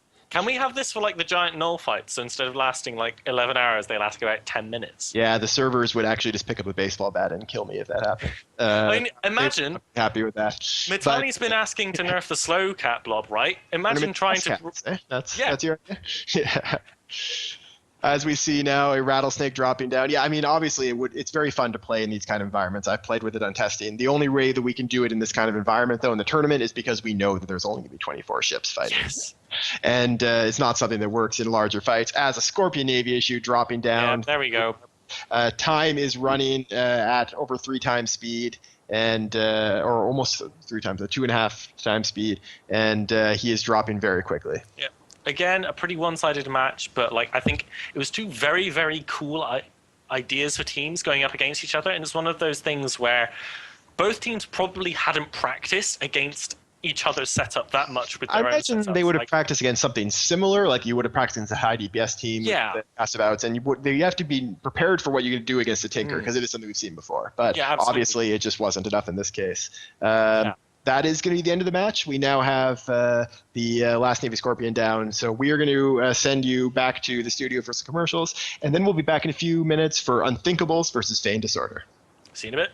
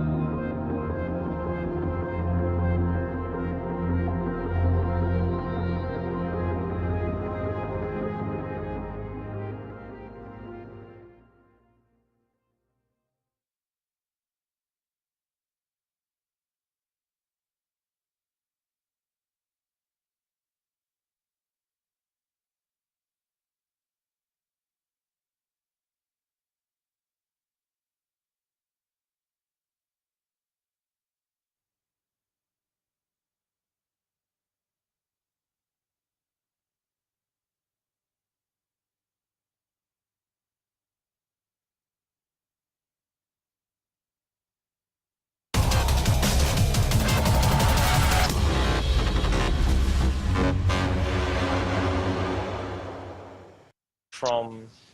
We are back. Welcome. Hello, this is CCP Fozzie, joined by Apothony once again, here for our next match in the 12th Alliance Tournament. This is the Unthinkables versus Feigned Disorder, and lots more drones on this field. We've got triple Eos, Neros, double carries, triple Vexor, triple Malediction from the Unthinkables. A good, strong kind of combination of damping with tank and damage. And why don't you tell us a little bit about the Feigned Disorder team, Apothony? Feigned Disorder team just going all in with DPS. You've got an Eos, you've got the Neros Philology, you've got 3 Vexor Navies, 3 Vexors, a Crew for some lovely webs, and 3 Worms for even more drone DPS. Just both teams super high drone DPS setups, but with the Unthinkables team going for a little bit more support with the Maledictions and the carries. So it's going to be interesting to see how they go with the matches starting. There it goes. Right now, here we go. Let's Unthinkables team came in a lot closer to the beacon than the Feigned Disorder guys. Feigned Disorder came in all at max range at 50, while the Unthinkables spread out, and we're already seeing a lot of Warrior 2s and Valkyrie 2s coming across the field. Geckos, Valkyries, fast drones against, and then remember, Mimitar drones do explosive damage. Glente, well known for the explosive hull. The Vexor of Space Chutney already taking a lot of damage, as well as the carries. Ooh, looks like they're splitting fire, but that just means that Neros is going to have to really think carefully about how he splits his reps. Yeah, already lots of damage on that carries. The carries of Lord Podgark taking a bunch of damage going into kind of mid-armor pretty quickly, but it looks like he's pulling range and managing to avoid some of the damage. Meanwhile, Space Chutney in the Vexor is dropping quite quickly as well. Yeah, both teams, very similar setups, but different decisions straight off the bat. The Feigned Disorder team going for the support of the enemy team, some of the stuff that might be easy to break, whereas Unthinkables going straight for the juggler, straight for Recitano in the Neros for Feigned Disorder dropping very quickly. We saw him get webbed pretty early in the match, and that was an excellent choice because it meant that he couldn't get away, and he is down. That means the Unthinkables have a really big advantage already. Yeah, huge advantage. Both teams losing one ship thus far, but it's Malediction versus Neros. Yeah, what does that tell you? A very good trade if you're the Unthinkables. Having the ability to knock out the Neros that quickly means that these Vexor Navy issues and Vexors, which don't have a lot of hit points, the Feigned Disorder team does way more damage than the Unthinkables, but it also doesn't have the EHP to eat through. You'll see on the defense bars on your fancy UI there at the bottom of the screen, Unthinkables have a much larger defense bar. Another Vexor going down for Feigned Disorder. Looks like the DPS of Feigned Disorder going on Neros. Their Neros goes down. Both the Neros is down. So it's still very close. They've brought it back up by killing the other team's Logi. We've got the Vexor Space Chutney about to go down as well, but the Vexor Navy of Razor going down. This is now a DPS war. Who can live the longest? And I think in that fight, Thane definitely have the advantage. Unthinkables has the triple Eos, which is going to be very important as we go later into the match. But it's, trading these Vexors is what's important now. They need to trade them very quickly, as we see 2 Vexors dying within seconds of each other. Yeah, I mean, in those worms, heavy drones aren't going to keep up with the worms. It's just not going to happen, which is why I think we see the Unthinkables team getting rid of these worms next, because they know that when they lose their support ships, they're just not going to be able to apply DPS to them. Yeah, we are seeing Roigan going into armor now. That being said, he's not going down all that quickly, and we're seeing the carries of Poddark going down even faster. This Vexor of Exile is dropping quickly as well. Knocking down these Vexors is really key at this point. Each time one team loses a ship, another loses a ship right next to it. It's great to see after such a slow starting match, last one, to see so many explosions right off the bat here. Yeah, Feigned Disorder now pulling ahead. They're ahead by 2 ships, but they still have a lot of work to do. In those 3 Eoses still haven't taken any damage. Unthinkables, still notably, entirely doable for is up by 1 point on points at the moment. It's 38 points versus 37 points. And if they can trade through this damage, getting a worm down would be very valuable, but killing worms is so hard. They need to knock down the Vexor Navies and the Vexors, and that'll clear off so much of the damage off the field and keep their Eoses alive. Altain in the Vexor Navy now going down past half armor. That's another big bit of DPS, but another Vexor for Unthinkables dropping. Their DPS now is just those 3 Eoses. That is heavy drones. They are slow. They're going to have a hard time keeping up, even with the faster cruisers. Having said that the Vexor Navy does go down, I honestly don't know how the worms of Feigned Disorder are going to die. I have a feeling that they probably won't, but what we are going to see here is both of these teams are trying to position themselves for the match going to time and winning on points. Keeping those worms and crew alive are going to be very important to the Feign Disorder team, because that is actually quite a lot of points in those very fast ships, because there's 4 of them. But the EOS core of Unthinkables is going to be hard to eat through. Yeah, we've got 6 minutes for the Feign Disorder team to start burning through these EOS. Kiras in the EOS for Feign Disorder he's going down fast. He's in about half armor now, and it looks like he's definitely going to die before any of the EOSs for Unthinkables does. Yeah. And that's going to be another big chunk of damage off the field. Now, it's worth noting that EOS is unlike something like a Rattlesnake or a Gila. They do have bonuses to light drones as well, so they do actually do some good damage with them. So they probably will have flights of warriors in reserve to hopefully allow them to take out the crews and worms later in the fight. Yeah, however, L'Assassin Noir, that EOS going down into structure, and the carries as well taking a lot of damage. Doesn't look like much DPS is being applied to the Feign Disorder at this point. That EOS going down, and I think Feign Disorder may just take this. Well, Unthinkables is now up by 4 points. Actually, with that next kill there, Feign Disorder has just put themselves up by 2 with the carries destruction. So now we're at 66 points for Unthinkables versus 68 points for Feign Disorder with just under 5 minutes left in the match. The Vexer of Gotham is webbed, though, so if he can go down, and as he's going down into structure, there he goes. There we go. That puts Unthinkables up again by points. The the second to last EOS for Unthinkables in about half armor. Now, these guys, obviously, they have a lot of EHP. There's not a ton of damage being applied to them, but they don't have any local tank at all. We're not seeing any armor repping on them. I'm wondering if having a armor repper to handle this late fight once the Neuros is down would have been a smart move for them. Yeah, I mean, you don't know. I mean, like, the EOS can be a fantastic local tank solo boat if you've got a bit of necessary. Oh, the crew are suddenly taking a lot of damage. Ooh, yeah, hello, crazy.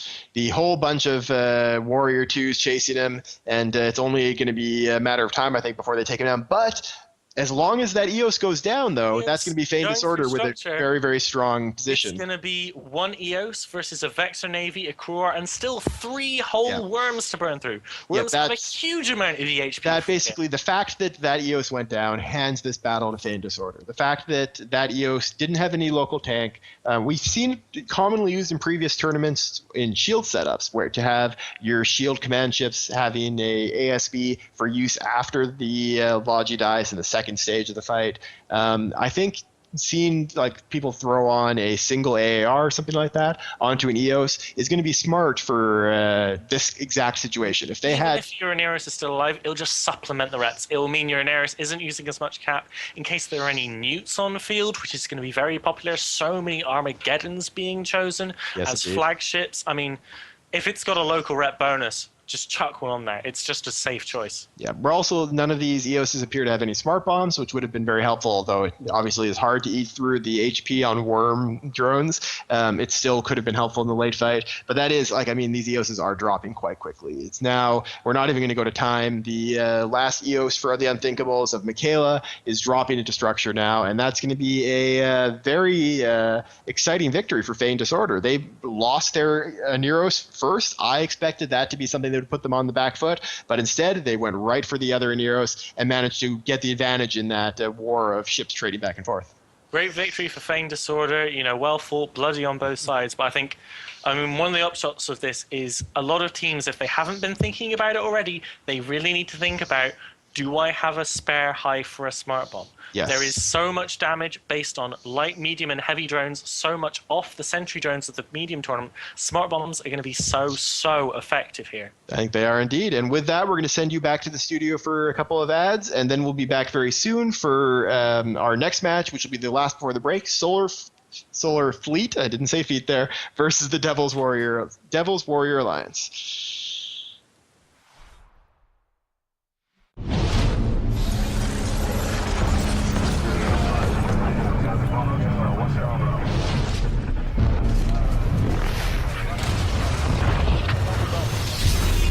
Waves Alliance.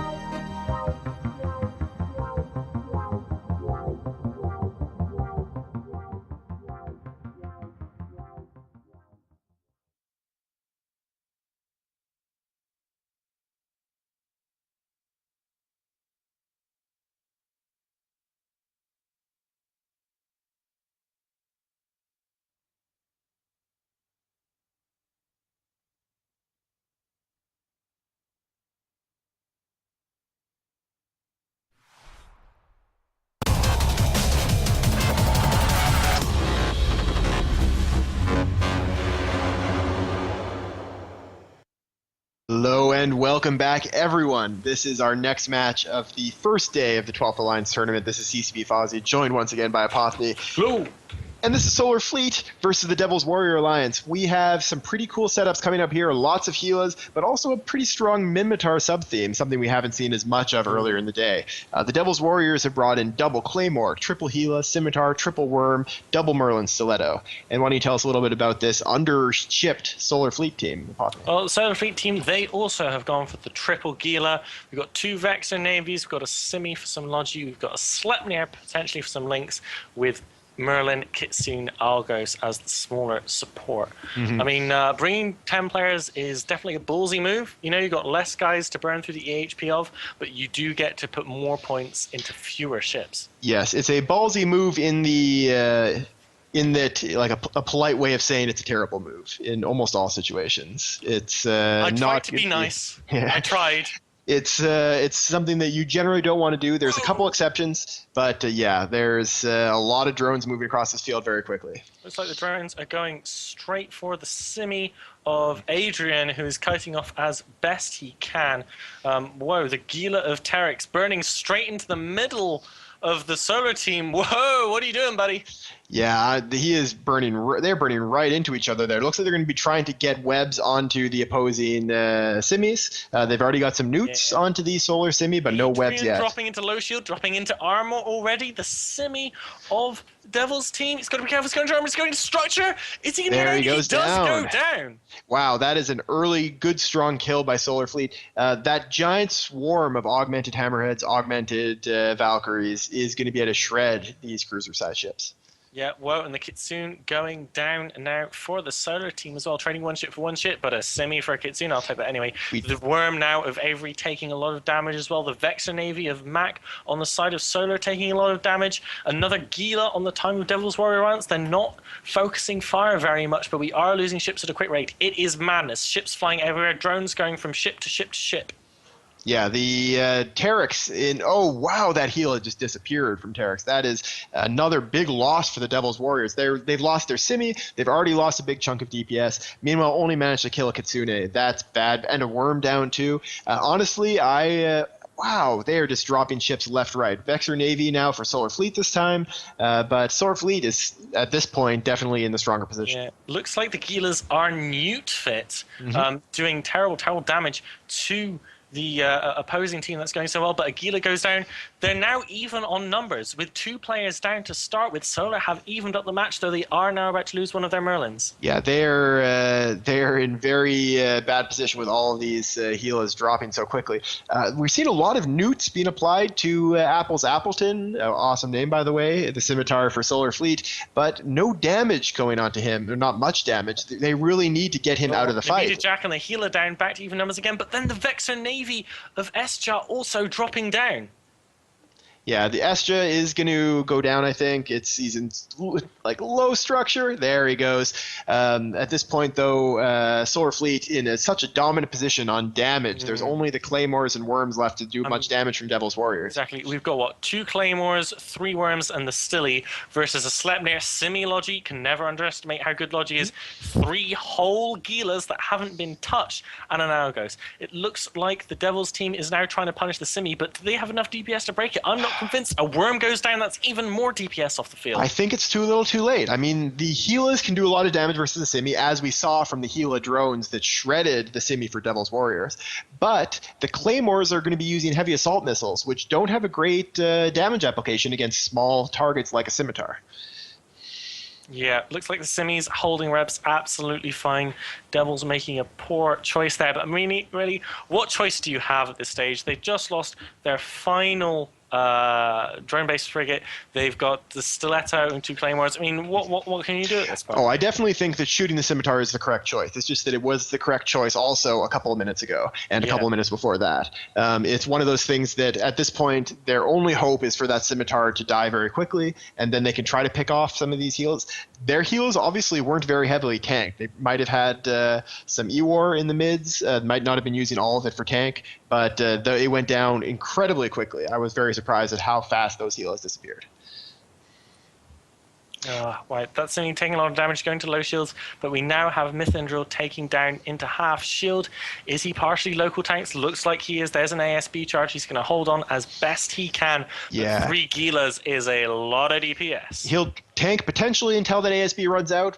There's a very big local rep bonus on the Claymores, but once the ASB charges run out, it's only a matter of time. He's being neuted. He's getting all the damage from the heals applied to him. At this point, he's going to go down once he stops boosting. I can see the boosts have now stopped on him, and that means that it's only going to be a few seconds longer before he goes down. Yep, I think, Solar came in. We were a bit skeptical of their choice to come with 2 less pilots, but, it worked. Well done, Solar. Yes, great job to them. They're going to be moving on into the winner's bracket, while Devil's Warriors is going to be facing elimination starting next weekend. And honestly, I think I underestimated the power of the Sleipnir. It's been for a very long time my favorite tournament ship, and I saw the small number of pilots and should have realized that even that can be overcome by the wonder of a Sleipnir. Yeah, it looks like it's going to be Solar versus Fane in the winner's bracket and Devils versus the Unthinkables in the loser's bracket. So one of these little cool tidbits that it's easy to miss in a battle like this, you can see it on your screen now. The Sleipnir for Solar Fleet is cap transferring to his scimitar. Ooh, so that may have been what kept. So we saw newts applied to the scimitar of Solar Fleet pretty early on. The Algos. Simis in armor. Are they going to get a simi kill? It's too little, too late. They very well may get the kill, but they're not going to win the fight at this point. It's a nice morale build. Well, it doesn't even look like they're going to get that as the Claymore dropping into low shields. But we'll talk a little bit about this cap war. That Algos was probably fit with a lot of newts in the highs, potentially all newts. It's a pretty effective ship for that purpose, similar to the newt Tristans you see on TQ. But that is the kind of thing that would have worked great against a normal Simi, but against a Simi that has remote cap from a Sleipnir, not so much. And that is the match. Solar Fleet with a very convincing victory over the Devil's Warriors. And we are going to send you now back to some ads in GTCam while we take a short break, get some food here at the studio, and then we'll be back in just a couple of minutes for the Ronin versus Dead Terrorist, which I think is another one of those really anticipated matches. That's me done for the weekend. I'll see you guys next weekend. Great matches. So he's going to live to fly another day. Because of winning with broadswords and then winning with Dominic's system. This was a very interesting match. I'm going to come back and look at this later. Oh no, he's so cool, but not very good.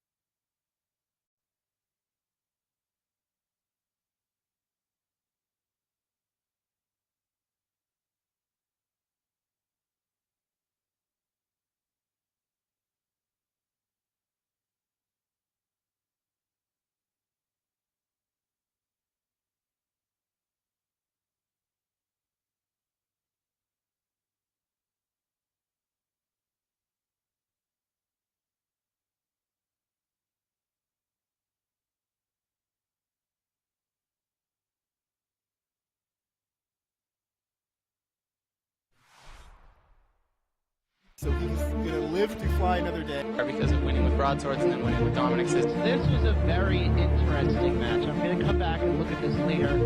Oh no, he's so cool, but not very good.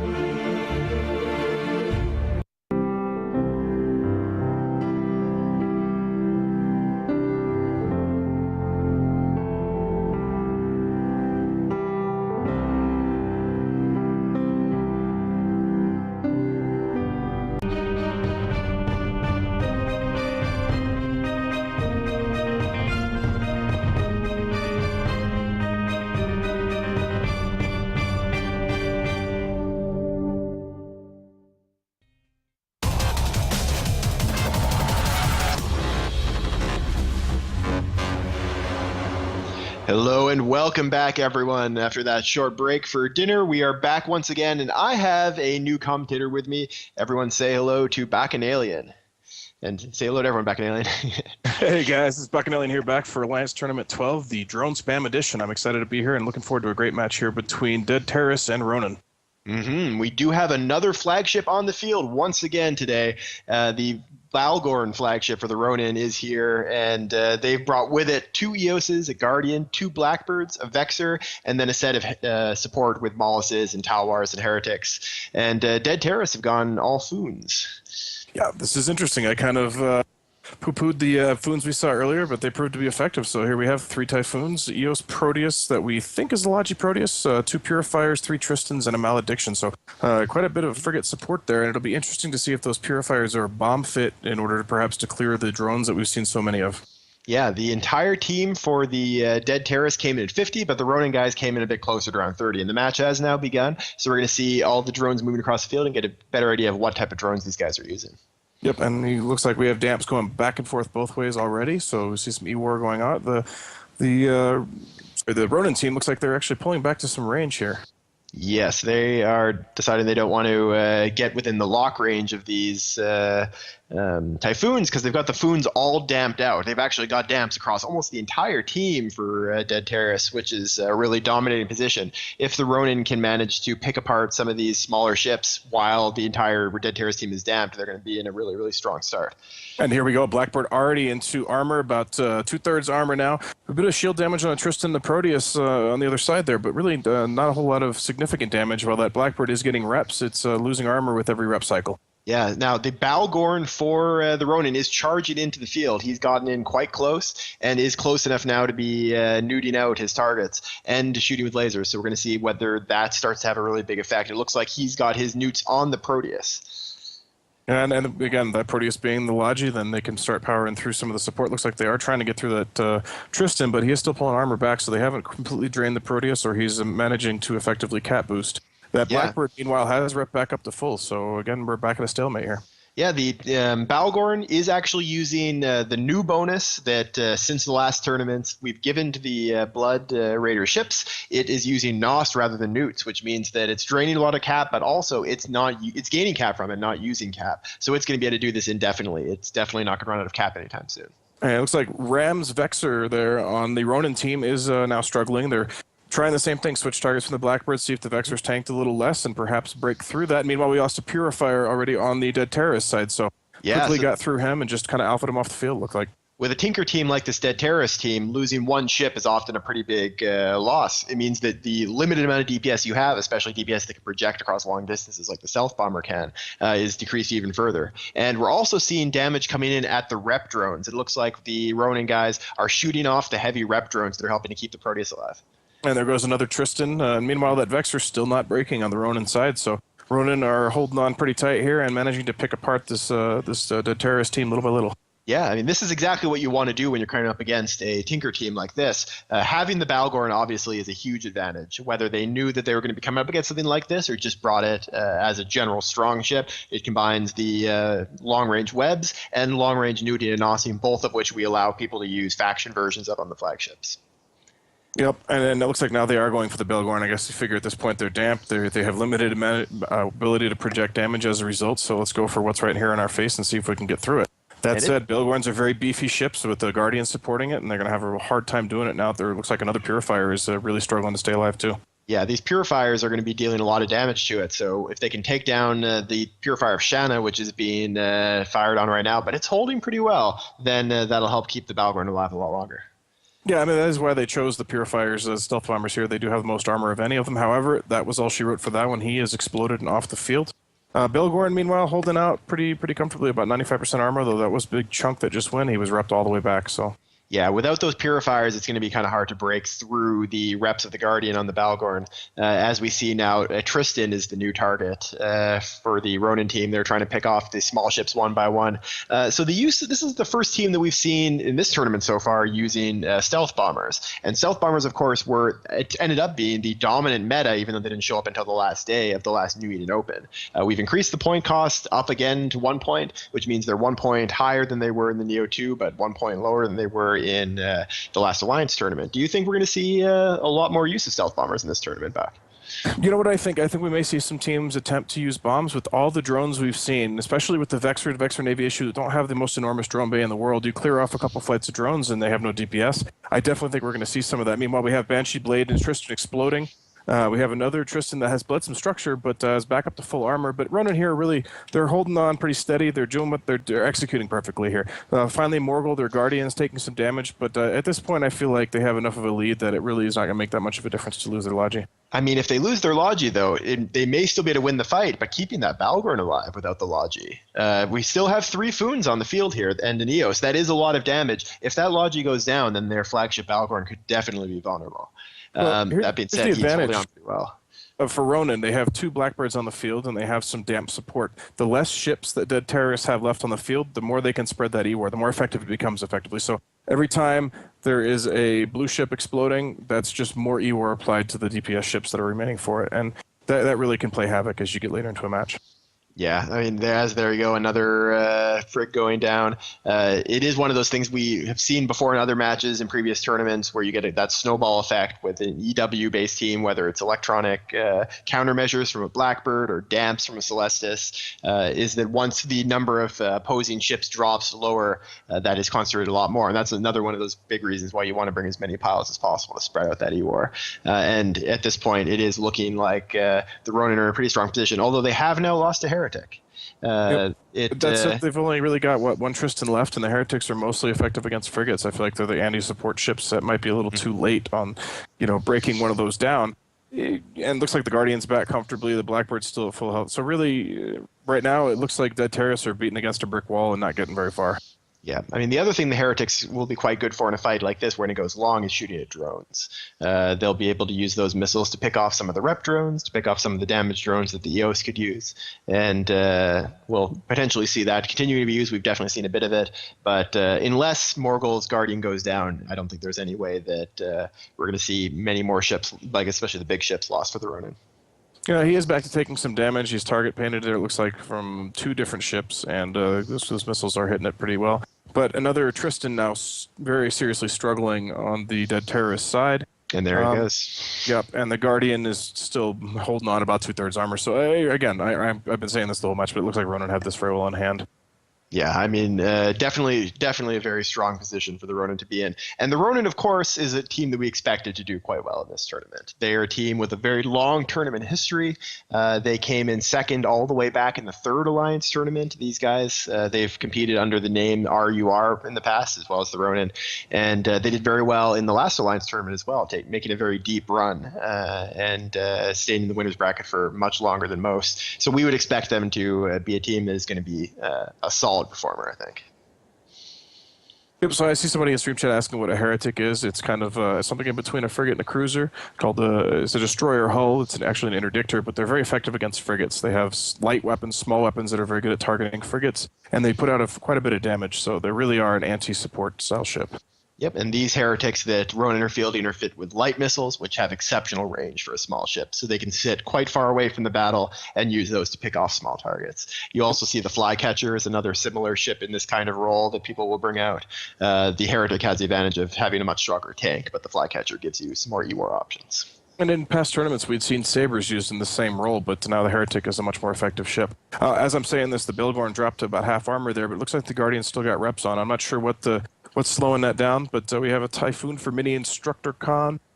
Certain take armor damage. The Proteus is keeping up with it, but who knows? At this point, it may just be a stalemate until time. We're not sure. Yeah, we I've do got have about a minute and a half left. Yeah, just about a minute and a half left, and the Balgorn is back up to full armor, so he's in pretty good shape there. It looks like it was probably just a case of the Guardian taking a moment to get his reps onto him, but he's in fine shape. He also has a big swarm of medium and light maintenance bots on him that are going to help keep him alive. You know, one thing that's interesting, I'm looking at the E-War over there, and you're seeing the ECM across two of the ships and damps on the others. And in a lot of cases, when you see an ECM and damp combination like that, what you'll do is what's called cycle jamming. You'll jam out a ship and then put scan resolution scripts into the damps to make it much longer for a big ship to relock things. And then you can cycle your ECM over to another target, jam it, and then go back to the original. And effectively, you can jam twice as many things doing that if you do it properly.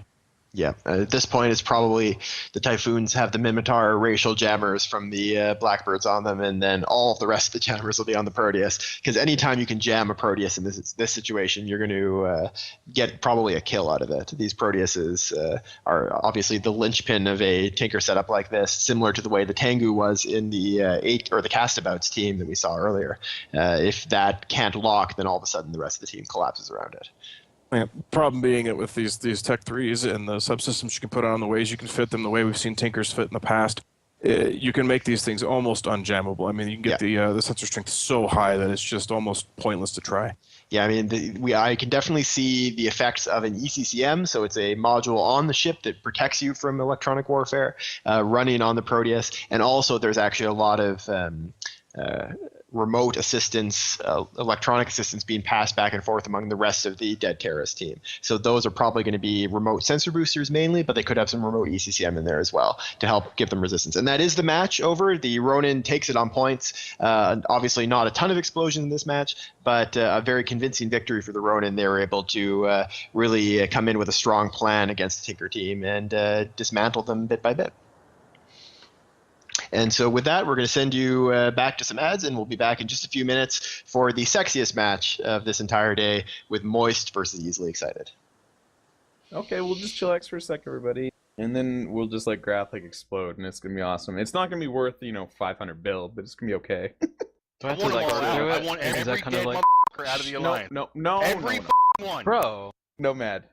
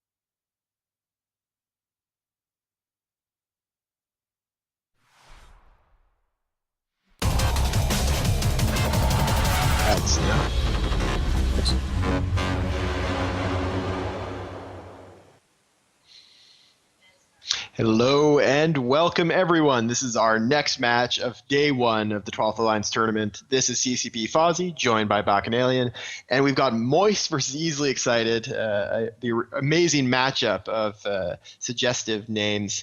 And those of you that watched our tournament last year might be having some flashbacks after seeing Moist set up here. Moist has brought 3 Dominixes, a Tengu, 3 Molluses, a Jaguar, Merlin, and 3 Kestrels, likely trying to replicate the success of the Dominix Tinker setups from last year. It'll be interesting to see how they do. Yep, Bacchanalian here, and looking at the Easily Excited team, they have brought a Damnation, Oneros, 3 Vexor Navies, 3 Vexors, and a very familiar set of cruisers, 3 Enyos, and a Harpy, so we're going to see an awful lot of drones. Imagine that. The match has now begun. We've seen the entire Moist team come in at 50. We were talking a little bit before the match started about what we expect the guys to do on this team, and I was thinking that they're probably going to make their way slowly back to the micro jump unit behind them, but they're not. They're playing this as if this was 2013, and they're just sitting still. Yeah, what's interesting, the Damnation warped in at 50, just keeping it way back out of the way. It speaks to putting a lot of points into that ship. We talked about that a little bit earlier. It's still a valuable ship, but here we see drones crossing the field from the Easily Excited team onto Moist, and you see the first Mollusk starting to take damage, perhaps auto-aggro from being damped. Yeah, so a lot of these drones are infiltrators, which is another thing that's changed since last year when infiltrators weren't very good. But now having drones that deal EM damage is working just fine. And that Mollusk got some reps, but then went down. Wow, he dropped pretty quickly, and the Tengu just wasn't able to keep up with him. Yep, and the second Mollusk, we're seeing the same thing. His shields are getting blasted away. I don't even see shields coming back on this one. Tengu did not have him locked. That's the sort of thing you might want to pre-lock as a Logi. Tengu has damps on him, too. So perhaps he can. Amazingly, Moist managed not to win the damp war with 3 Molluses. And the Oneros we see for the Easily Excited team is starting to go into armor. We lose another frigate on the Moist side, so... That's all 3 Molluses down. That's going to be a lot of their powerful damping off the field, which is going to make the life of that Oneros a whole lot easier to keep the rest of his team alive. Meanwhile, still a lot of E-War being applied to the Moist team. They're going to try to pick off the rest of these frigates. Now, that's going to hurt them in allowing the concentration of E-War and taking the damps off of these excited guys, but almost all of the Moist points are in those first 4 ships. 3 Dominixes and a Tengu is almost their entire team worth of points. Well, this is something we've seen before today, and we've seen it before in past tournaments. If you win the support war, you're at a significant advantage for the rest of the match. And here we go. You have 3 Enyos and a Harpy going up against some Tech 1 frigates and Molluses. You're going to win that support war, and here they did. They executed that perfectly. They're going to wind up against a Tengu and 3 Damis before too long, and without losing a ship, it looks like. Yeah, I mean, the Moist guys have been trying to, after failing to kill the Oneros, they tried switching to a Vexor and failed to kill that. Now they're back trying to pick away at that Oneros. Dominixes in the past have been quite good at killing logistic ships in this kind of format, but it's just not doing the job in this case. We've increased the point cost of Dominixes since the last tournament because they have a lot of advantages in this kind of tournament format that serve them very well. The immunity to E-War, the ability to track small targets quite well. And Moist decided to play like it was the 11th Alliance tournament, and it isn't working out for them. And that Tengu of theirs is absolutely getting pounded. He's tanking for now, but his shields are almost stripped. He's starting to bleed into armor now. You see a Vexor of Count Scary on the Easily Excited team starting to take damage, but now the Tengu's almost at half armor. The Tengu's down, and those Damis just melt, and here we go into structure now, and it's only a matter of another volley or 2 before he's off the field. Meanwhile, again, Easily Excited have not lost a ship. Yeah, there we go. That's him down, and these Dominixes, Shield Dominix is not known for having a ton of effective hit points, a big buffer. They're still not moving. You'd think like moving a little bit, getting some orbiting going would at least reduce a little bit of your incoming damage, but no, they've decided they don't even want to try moving, and except for the first one has just started to inch away now, and it's only a matter of time. We do see fireworks on the field. It looks like some members of the Easily Excited team have gotten too excited and decided to let off the fireworks. Oh, looks like a little prematurely there. The match is not quite over yet, but definitely see that first Dami of Turris on the Moist team well into armor now. Once his shields dropped, his armor just vanished into structure. He's going to explode, and again, I think this is going to be a clean shutout for Easily Excited, which... Again, looking at these comps, I guess not terribly surprising, but I would have expected them to perhaps break through a Vexor, maybe get the Logi down, something. Yeah, I mean, it definitely is surprising they didn't kill anything, but this setup is, I think, definitely subpar for this tournament, and it's something they're going to have to improve upon next weekend if they want to stay in the tournament. It's a bit sad for me to see Moist dropping to the losers bracket. I have a special affinity for them because they have what is my favorite Alliance description. Everyone should go check out their Alliance description. I really love it. They obviously have a sense of humor, but as that Dominix drops now, just leaving one, that hasn't translated to effectiveness in this match. Yeah, one dummy left. They finally do look like they actually took a chunk out of the Oneros, but at this point it's well beyond too late. Mm-hmm. And there's a call in local to loot the field. Yep, yeah. Looting the field, a time-honored tradition. Obviously, with a lot of flagships flying around today, there's been a lot of very expensive modules. Not too many of those flagships died, but always good to check just in case to see if there's something really cool on the field.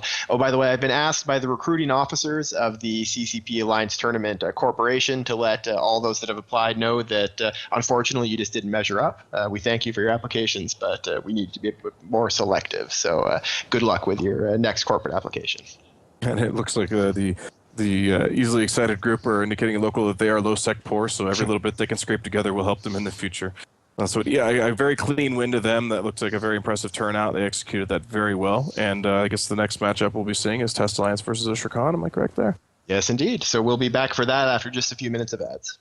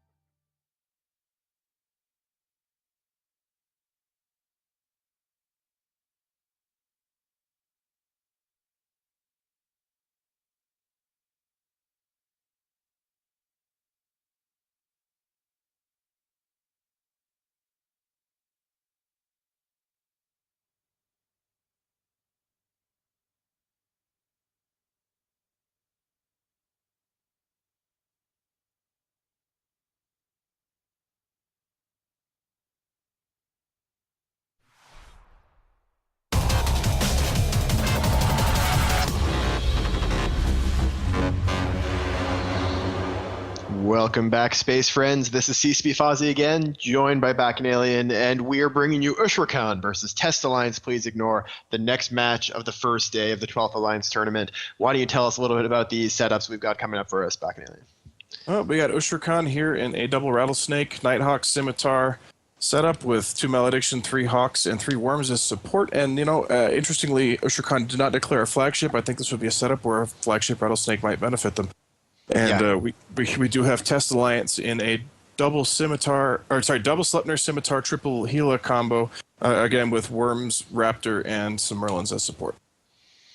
Yeah, I love the use of the Sleipnirs in the tournament. I actually think this Sleipnir Gila combo is a pretty strong one. It's one of those, and it can be used with a Claymore as well, or with another set of ships in that command ship slot. Gives you a lot of mobility combined with the huge DPS that the Gilas and the Sleipnirs have. It looks like Ushrakan came in 1 point short. Test starts the match with 1 point. We have a case here again of a team putting all their eggs in a few baskets. You've got 2 Rattlesnakes and a Nighthawk as most of the DPS. I guess those Worms can crack out 300, 350 DPS, but really compared to 2 Sleipnirs and 3 Gilas, you've got much more spread on your damage on the Test team. Yep, a target painter and damp's already been applied to Dante's Scimitar of Test Alliance. It's likely he's going to be the first target that they're going to try to shoot at. We'll see how effective they are in it, although we're seeing quite a bit of damage coming in, and also a bunch of damage going to Ugleb's Scimitar for Ushrakan as well.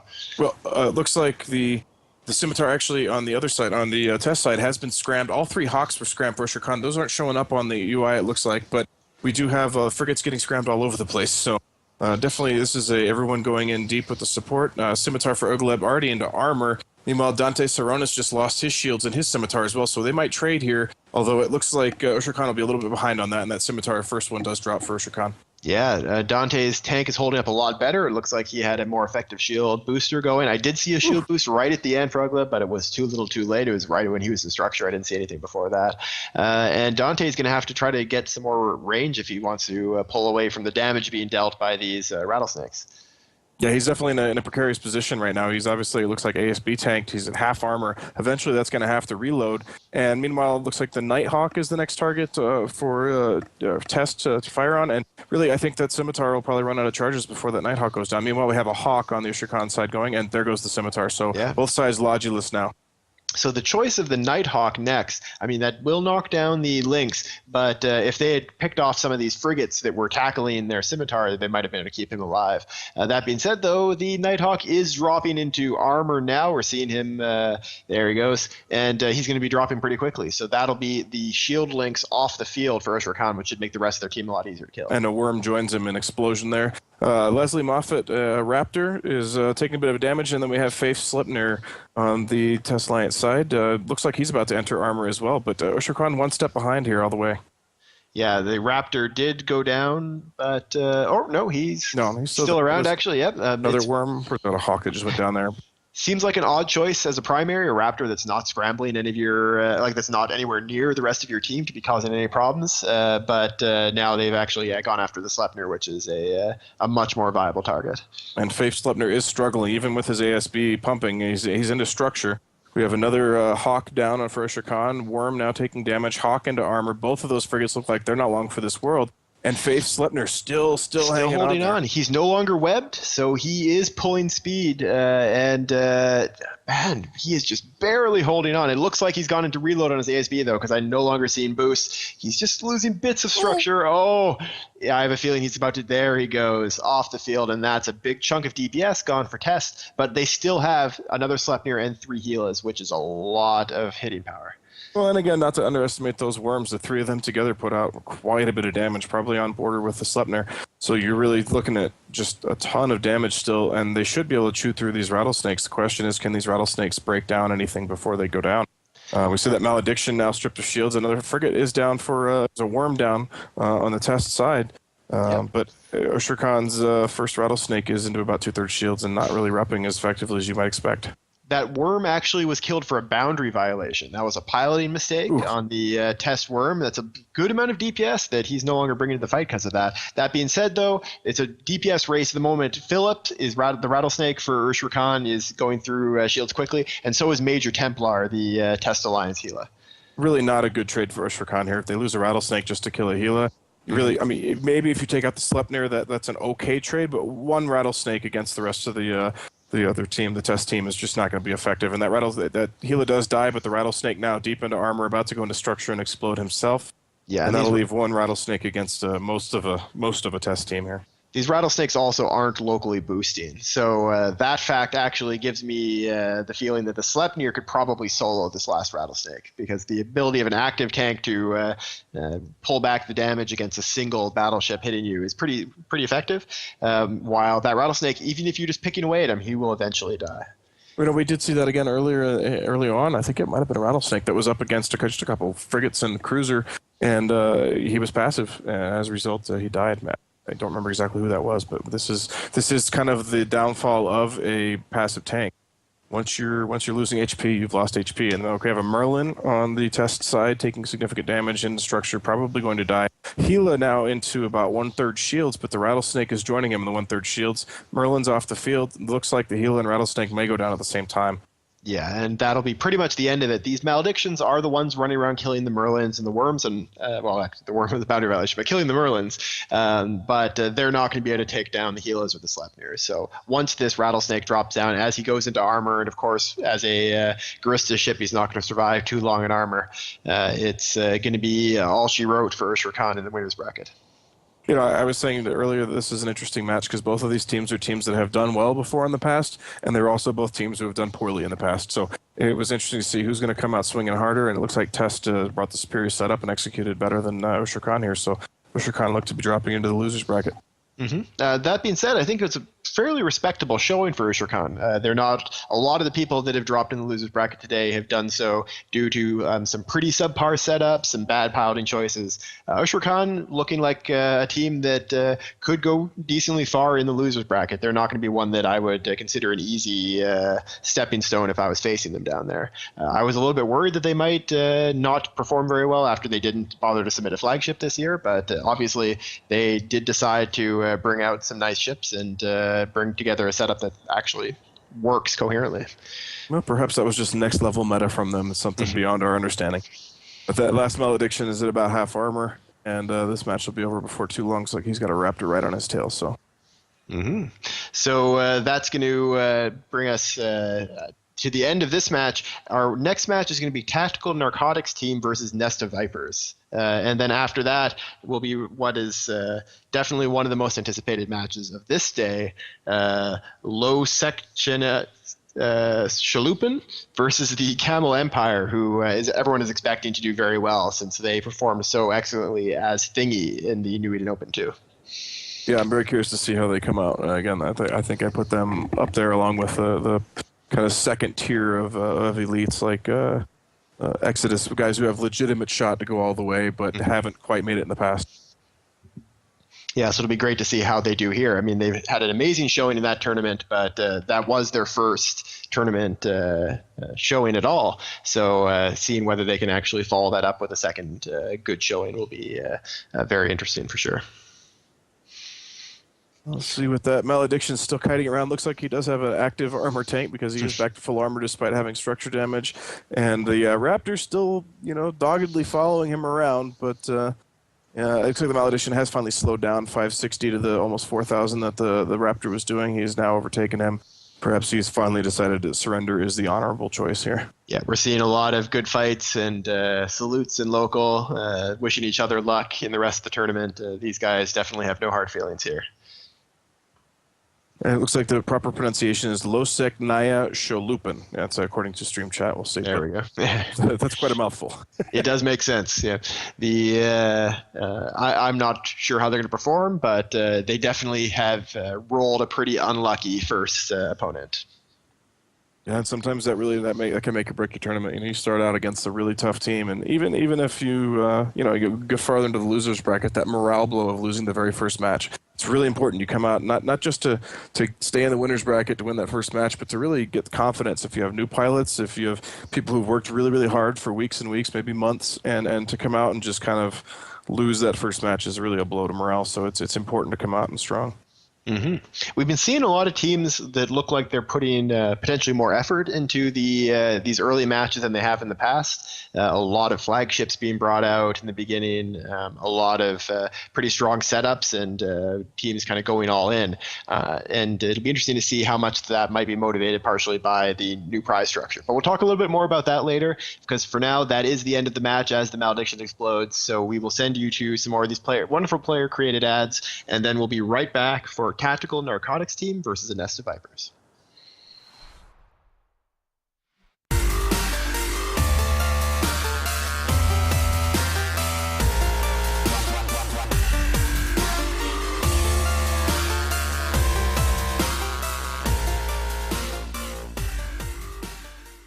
With day 4, that means that pretty much only the good teams and Test Alliance are left.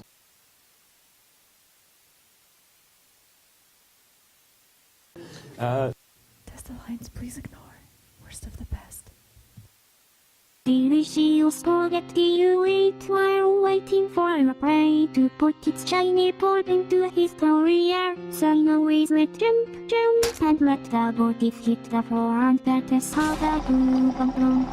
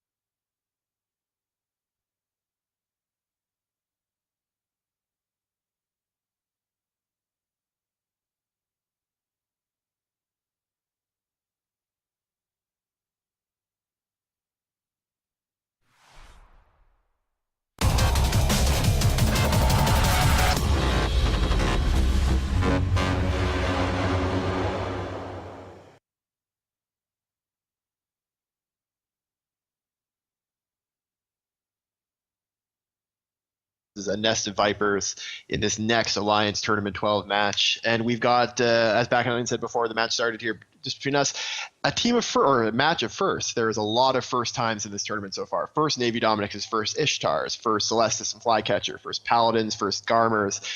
These are two pretty cool setups. It's pretty interesting to see what they're going to be doing with it.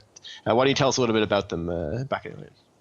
Well, yeah, the Nest of Vipers team has turned out with a Paladin, 3 Tengus, Scimitar, Talwar, 2 Garmers, and a Kestrel. So they have quite a strong support wing. We were discussing also earlier the fact that there's almost a 2 different team setup. The Paladin kind of on its own, and the rest of the team plays a kitey role.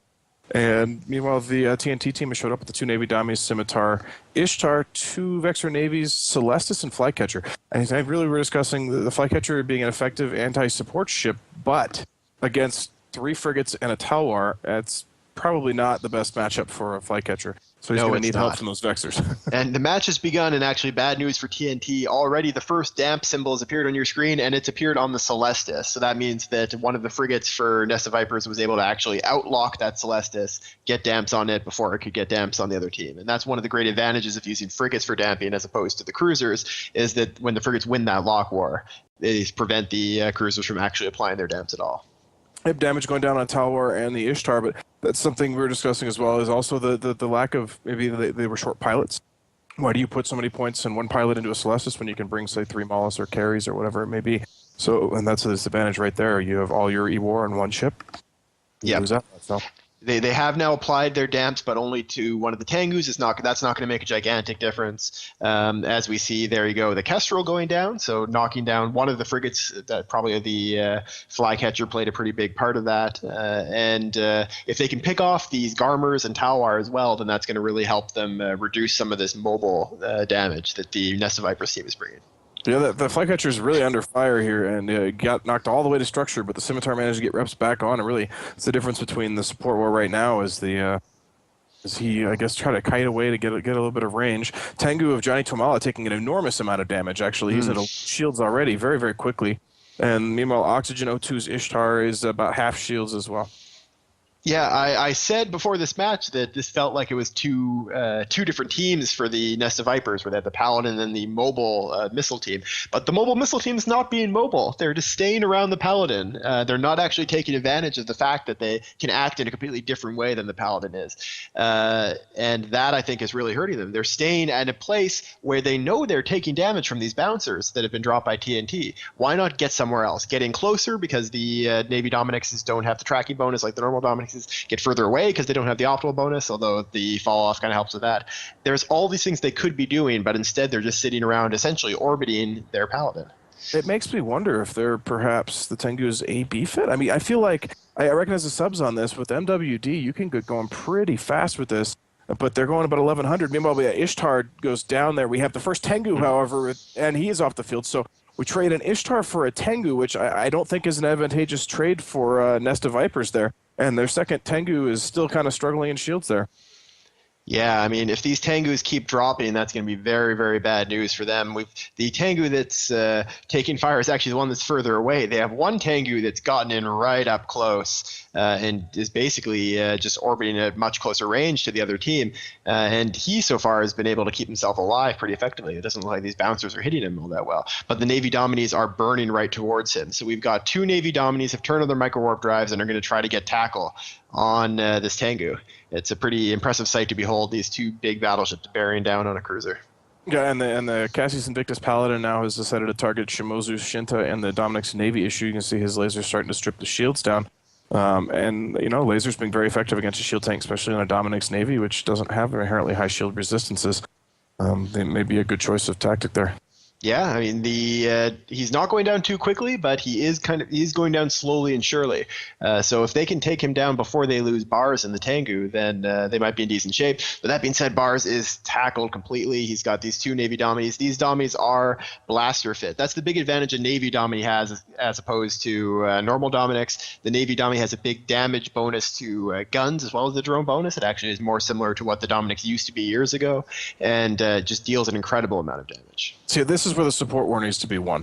What I think Nest of Vipers need to be doing right now is taking advantage of the fact the Scimitar is busy keeping that Dominic's Navy issue up. Go for that Flycatcher. It looks like they're starting to do that. But if you shred that Flycatcher, you start to stress the Scimitar. Does the Scimitar have to make a choice? Does he rep the Flycatcher or the Navy Dummy, or try to do both? That Tengu of Bars 13 now into armor, however, so that may be a little too late for that tactic. Dominic's Navy issue of Shimozu Shinta is holding at half shields, half armor for Bars 13, dropping and dropping farther and farther towards structure. Tiny little bits of shield coming back. There he is into structure. One more fire and he'll be down. There he is goes. Down. Yeah, and Shimozu in his Dominic's Navy issue is holding on. I'm seeing active shield boosting from him. It's likely he has an ASB as well as having the Scimitar for logistics. So he's actually tanking quite well. You don't usually hear about Navy Dommies being great shield tankers, but it does the job in a small team environment like this. Oh, there goes the Celestis getting some of those damps off the field. Flycatcher amazingly still holding on, taking damage but alive. The Talwar now looking like he's about to bleed structures. Scimitar going to work on him. And now a Garmer, half shields. We may see the first of these explode. That would be fantastic. Shiny little frigates. There goes the Talwar.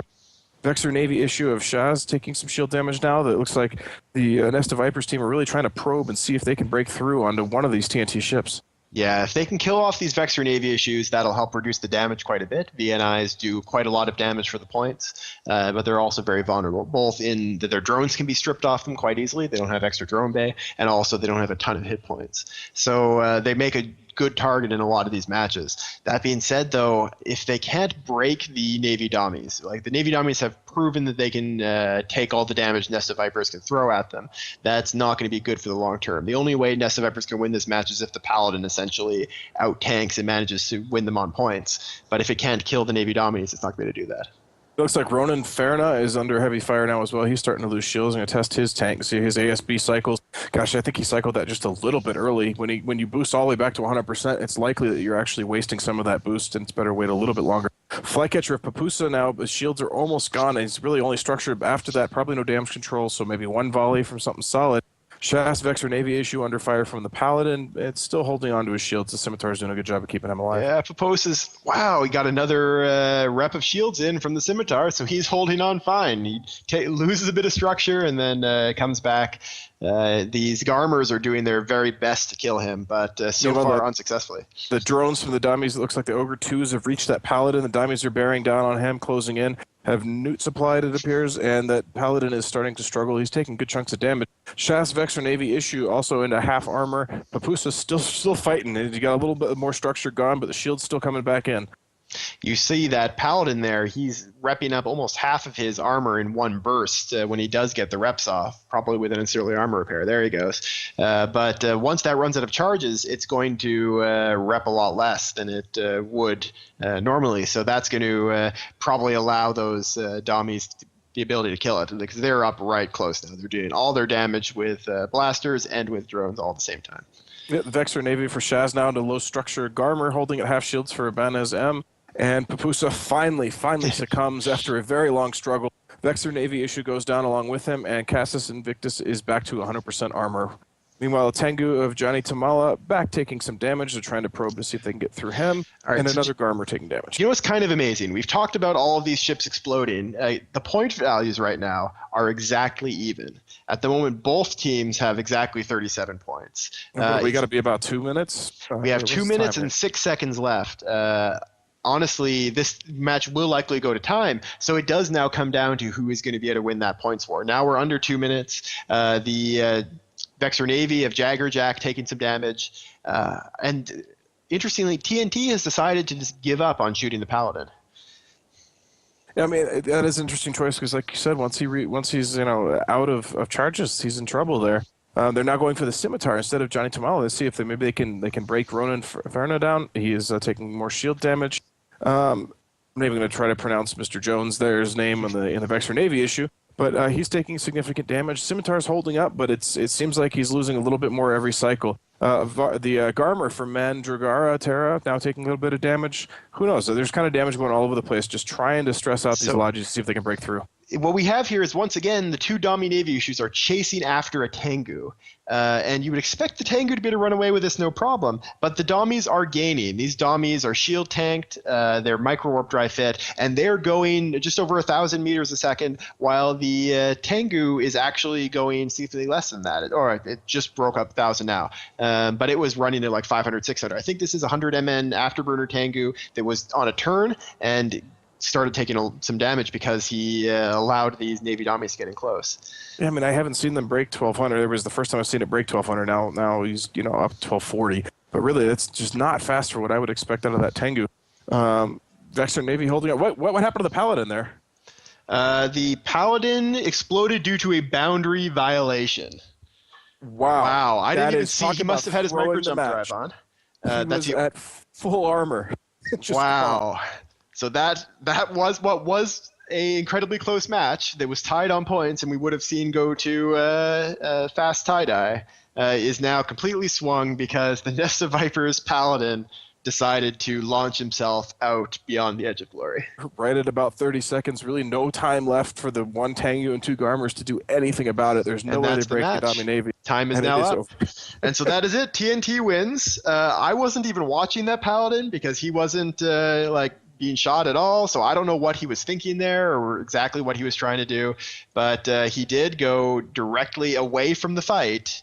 Maybe, I don't know. I have no idea what he was doing. He went in the opposite direction of the way I'd expect him to go, landed out of the arena, and that swung the match. So a very dramatic ending to that TNT versus Nesta Vipers match. We're going to send you to some more player ads and be back for the much anticipated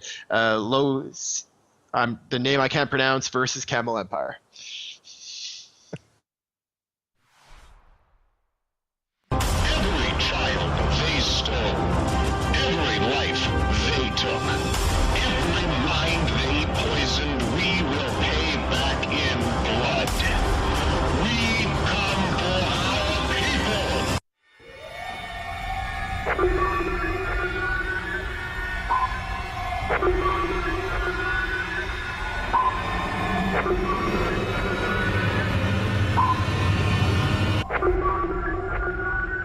Do you like waffles? I like waffles. I like waffles. Do you like waffles? Yes, I like waffles. And pancakes and French toast.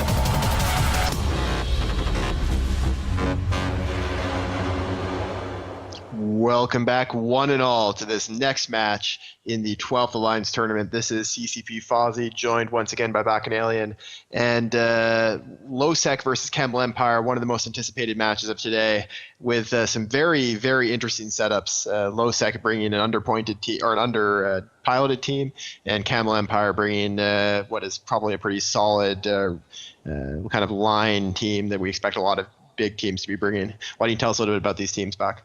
Well, the first thing to mention right away, as you pointed out to me, is those stealth bombers on the Losec team. 4 stealth bombers, 2 Nemesis, 2 Metacore, are close enough range to do a bombing run. There's an awful lot of small support on the Camel team, so we may see that quickly here. So that is a flagship Belgorn, 3 Typhoons, Oneros, 2 Nemesis, 2 Metacore on the Losec side, 2 Rattlesnakes, Claymore, Scimitar. Whoa, there we go. First already a Nemesis gone. Yeah. Haven't even gotten through the team. So Scimitar, Celestis, 3 Heretics, 2 Maulus, Merlin, Fancy Merlin, and Stiletto. So another Nemesis off the field. Yes. Very quick work of this team already. Typhoon stripped of shields, so the heavier ships going for the larger ships, the smaller ships tearing support to pieces. The Camel Empire obviously knows where their biggest danger is coming from and where they can knock off that danger quickly. Those bombers have another one down now, and the Painter's on the last Manticore, so it's only a matter of time now for him. They're doing a great job of picking off these frigates very, very quickly. Absolutely, there are no frigates left already. That first Typhoon into about quarter armor, almost into structure now, and we see the first ships on the other side taking damage as this Typhoon goes into structure. We have Fat Cat, also known as Apathetic Brent, one of your commentators from last year, taking some shield damage but repped right back up. And Zarn Blackscale now, which is a sliver of structure, should be going down, and he is gone. Now the Oneros is starting to take damage as well. Yeah, this is a kind of systematic dismantling of this Losec team by the Camel Empire. There's, of course, been a lot of talk about this Camel Empire team that was played as Thingy in the last New Eden Open and did so well there. This is a strong showing from them, but potentially against not a great test of their skills. The Losec team bringing fewer pilots than they could and not really bringing a strategy that would necessitate having so few pilots. They really just would have been better if they had designed it to bring more people. Yeah, I definitely think this is a case of maybe an underdog team coming in and just finding themselves against one of the better teams in the tournament, which is an unfortunate match to draw for your first round. Not to take anything away from the performance here that Camel are putting on. They're certainly, just like you said, systematically taking this team apart. They're executing brilliantly. But So- really, at the end of the day, this is not going to be a challenging match for them. The Balgorn for Losec has charged in and got his newts onto the Camel Empire Simi. So he is going to be knocking that Simi out of contention very quickly, but he's also dropping very fast. He's in low armor now, going down quickly, and this is a flagship Balgorn, so he has potentially a whole lot of bling fit to that ship. We're going to get to see the kill mail very soon, as he is just a few slivers away from structure. Yeah, it is interesting to see that so much damage being applied to that Oneros as well. While that Belgorn enters structure, the support, it looks like, for the Camel team are tearing that Oneros up, and there goes the flagship. So another flagship down today. We have the Scimitar presumably will be bringing Cap back and starting to rep up that Heretic, and there you go, see the first cycles of it. Oneros, meanwhile, just structure left and should be dying any second. Yeah, the Oneros dropping very quick, and then the big chunks already going out of the shields of that next Typhoon. Now with the Balgorn off the field to no longer be pressuring the Scimitar's Cap, it seems unlikely that the Camel Empire will lose any ships in this match. Yeah, this is just a fantastic setup from Camel. It's fantastically executed. You have an awful lot of E-War. You clearly win the support war. 3 Heretics, a Stiletto on that Merlin.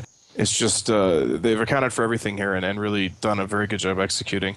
Against, like we said, perhaps subpar comp, but really just the fact they haven't even lost a single ship is really indicative of well executed. And then the second Typhoon goes down, so just 1 Typhoon left on the Losec side.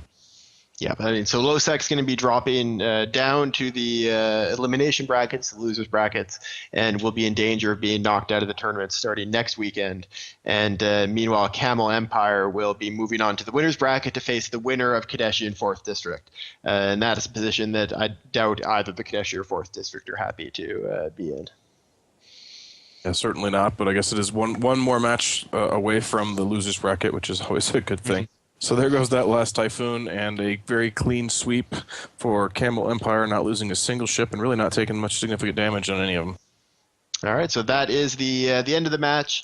Very convincing win, of course, for Camel there. We will send you back to some more of these amazing player ads, and then we'll be back in a few minutes for Kadeshi versus the 4th District, a battle of two tournament veterans. Waffles, waffles, waffles, waffles, waffles, waffles, waffles, waffles, waffles, waffles, waffles, waffles, waffles, waffles, waffles, waffles, waffles, waffles, waffles.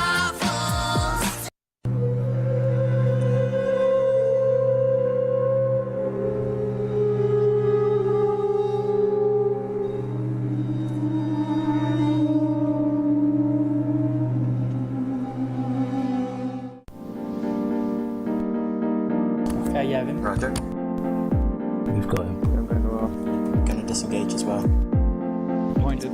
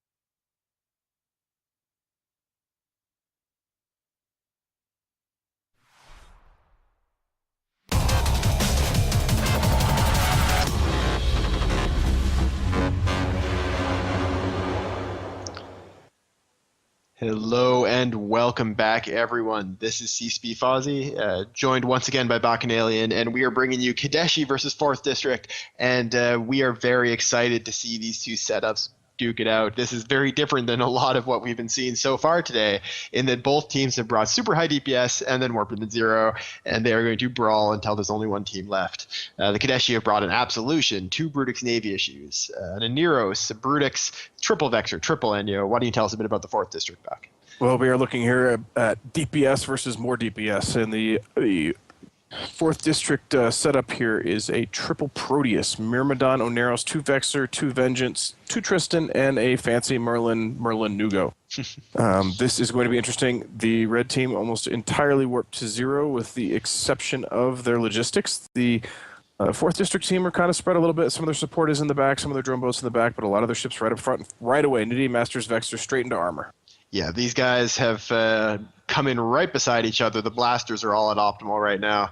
And already, yeah, there's taking big chunks of each other. We've got a Vexor as the one primary, and the Brutix is the other. Yep, Nitty Masters into structure. One more, he's already off the field. Titan, Karatus, Onero starting to take damage, as well as another Vexor, Vengeance into armor. We have T-Belt, Avalon's Brutix kind of holding up in armor, but he is struggling a little bit.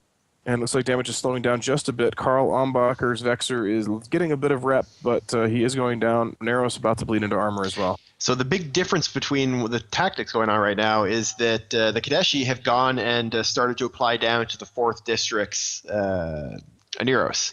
Tinian, the Aneros for the 4th District, is taking damage. He's moved through shields now, and they are going to see if they can bring him down and hopefully allow that to give them the edge in the rest of the fight.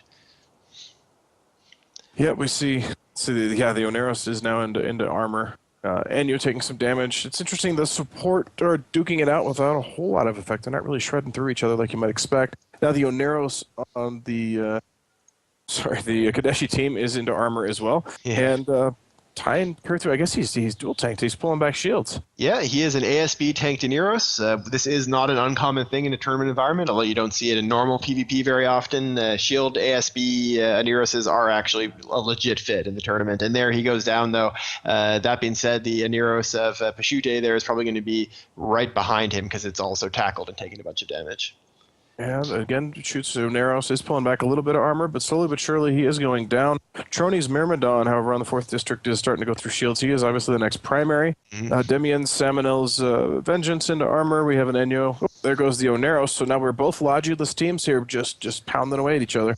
The Kadeshi definitely has the edge, though, at this early point. They've taken down 2 Vexors to trade for a Brutix, which is definitely a good trade for Kadeshi. And then they also got the Aneros down early, which is going to allow them to bring this Myrmidon down. Yeah, you see Skite Kari's Brutix now into armor, though. He is getting pounded away, and that Myrmidon's still holding off in shields. Proteus and Calder DK into armor, but Proteus is going to be a much tougher nut to crack than a Brutix Navy. It looks like that is where they're putting their damage. Rather than on the Myrmidon, they're putting it on the Proteus. That could make the difference here. This hero Proteus can tank for quite a long time, and if he tanks long enough, he's almost definitely going to tank long enough for the Brutix to go down instead. That could help turn the tide for the 4th District. Yep, Brutix is going to be 2 volleys away from off the field. By the time I finish the sentence, he will be gone. That Proteus still at half armor. Brutix down. Enyo in shields. Another Enyo in armor. Vengeance still at armor. Myrmidon not taking any more damage. So at this point, I think it might have swapped. The 4th District have an advantage that Proteus will drop. But the question is, can they get some Vexors down before that happens? I mean, they're probably going to be able to get down the 2nd Navy Brutix in almost that time. We've got the Navy Brutix of Mirko there going quickly through armor, and even though he started to take damage as Calder was already in like 20% armor, they're probably going to die in a similar time period. Oh, there you go. Calder does go down, but Miro is not far behind. It's one of those things that you can easily miss in a match like this. The Proteuses have extremely good resistances to thermal and kinetic damage, and thermal and kinetic is what the blasters that are doing almost all the damage for Kadeshi are dealing. The Brutix Navy issues, the Vexors, the Enyos are all dealing blaster damage as we see the Brutix Navy go off the field. I apologize. I managed not to lock that 2nd Brutix Navy, so I didn't even see it. Yeah. Since it's Proteus now into armor as well, though. Vexor starting to take damage. At this point, 3 Vexors at Absolution, they really should be able to crack through that. They might lose another Proteus out of it. Possibly the Myrmidon actually looks like he's taking damage, but I wonder if that's split damage. The Proteus is still inching down his armor. Yeah, I don't know if they've switched now. Let me take a look at what's going on. No, the Proteus is still taking a lot of fire. I'm not sure why they're firing. Oh, it looks like that the damage there is coming from a Vexor that is just webbed and can't get into the main fight. So he's putting his blasters on the Myrmidon while he moves towards the fight. Otherwise, though, this is definitely a strong position for the 4th District. They've managed to knock down one of those Vexors, and they're going to keep eating through. Now, Sir Beto in his Vexor is in like 10% armor and is going to be dropping in a few seconds. Yep, he is into deep structure. Proteus at half armor. Vexor is gone. Trony's Myrmidon holding on at high armor, not really stressed at the moment, and we see no caffeine's Vexor. God, that's got to be a miserable life. No caffeine, I don't know if I could do that. He is now into armor and will probably be going down very shortly. We do see the Vengeance is starting to take some more damage, but at this point I think it is too little too late. I mean, the Absolution is going to be a pretty big brick to eat through at the end of all this, but by the time they switch to him, they'll have wiped out all of the DPS from the Kadeshi team, all the other DPS at least. This is a case where it's just the superior tanking ability, especially against blasters, that made these Proteuses so durable. Like, they've been shooting at Isit's Proteus for this whole time, and he's still holding on in like 20% armor. What's amazing is looking at the attack bars is that as of the last Vexor going down, the Kadeshi has significant advantage on their attack bar versus the 2 Proteus. So there goes another frigate, but you would expect it to be the other way around with the 2 Proteus, Myrmidon, and a bunch of assault frigates. Well, this is actually a good opportunity to talk a little bit about the attack bars there. What you're seeing is that the total attack bar is much bigger for the Kadeshi, but for the past several minutes, the attack bar has been more full for the 4th District. So you see there's the total potential bar, which is the larger of the two, including the faded portion, and then the part that's more heavily colored, that's the amount of damage they're actually dealing over the last minute. And so when you see a team with a very large attack bar that's not very full, that usually means that they're not being able to apply all of their damage against targets, which is often a problem with these blaster teams because it takes them time to move from ship to ship before they can deal damage. So another thing to point out here is when you lose a Proteus, when you lose these tier 3 or tech 3 ships, I should say, you actually lose skill points to fly them. And perhaps that's something that the Kadeshi were thinking about. They knew they might have lost, and instead of going after what might have been an easier target, the Myrmidon, they went ahead and killed the Proteus because they knew they had time to do it. Cost 4th District some skill points, maybe hamstring them a little bit down the road. Yep, I think that's definitely when it comes to trying to just hurt your team or hurt your opponent. That is the way to go. If you can knock out expensive ships, if you can knock out ships that require skill points, it's going to make their continued road in the tournament a little bit harder. The good news for the 4th District guys is that they don't have to face another team until next week, so they do actually have enough time to get a lot of that training redone. But later on in the tournament, when you have multiple matches per day, that's when it becomes a real big issue. Yeah, it looks like Trony's Myrmidon is taking a fair bit of damage, just to give you an idea exactly how quickly they could have gone through that Myrmidon earlier on. And the question is, did they have a shot in this? If they go for that Myrmidon earlier on, get his links off the field, he is a softer target than those Proteus, and the Proteus aren't doing a ton of damage. Yeah, honestly, I think going after the Myrmidon could have given them a much better position if they had been able to do that. Yeah, he is like, look at how quickly he's dropping just from the damage of the Absolution. I think with all of the Brutix navies and Vexor still on the field, they would have been able to eat through him very quickly. And that's always a challenge for a captain to make. It's a challenging decision to make. Is you want to get the Logi off the field, you want to get their links off the field, but do you have time to do that before you start losing your damage, or do you want to go after their damage and see if you can plow through? And oftentimes that decision, whether you make the right one or the wrong one, is the difference between winning and losing. Yep. So at the moment, the Absolution of Aton there handling himself just fine because the last Proteus of Ladle is keeping range at the moment. He's not moving in to try to get the kill. It looks like he is going to be content to let the match go to time rather than burn right in and essentially risk his ship in case something horrible goes wrong. Yeah, we got the 2-minute warning in local. We already have a GF from Liddell Taravana, the Proteus pilot, who has not been scratched yet. And that Absolution slowly but very surely being whittled down by paper cuts, it looks like. Yeah, he is. Now the Myrmidon has actually pulled range and is holding on fine in the edge of armor as well. The Absolution will drop. And there we go. That is the match. The 4th District pulling off a win versus the Kadeshi and showing the very impressive capabilities of the Proteus in this tournament. It's really amazing to see the DPS that landed on each side and see that fight go as long as it did. So we are going to send you back to some player ads and then be back in a few minutes for Disavowed versus MIF. All right, we're up.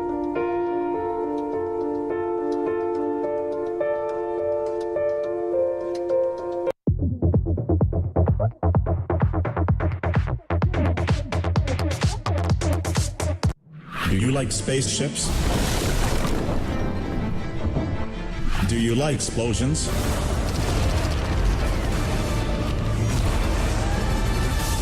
Airlock Media. We make your corporation look good.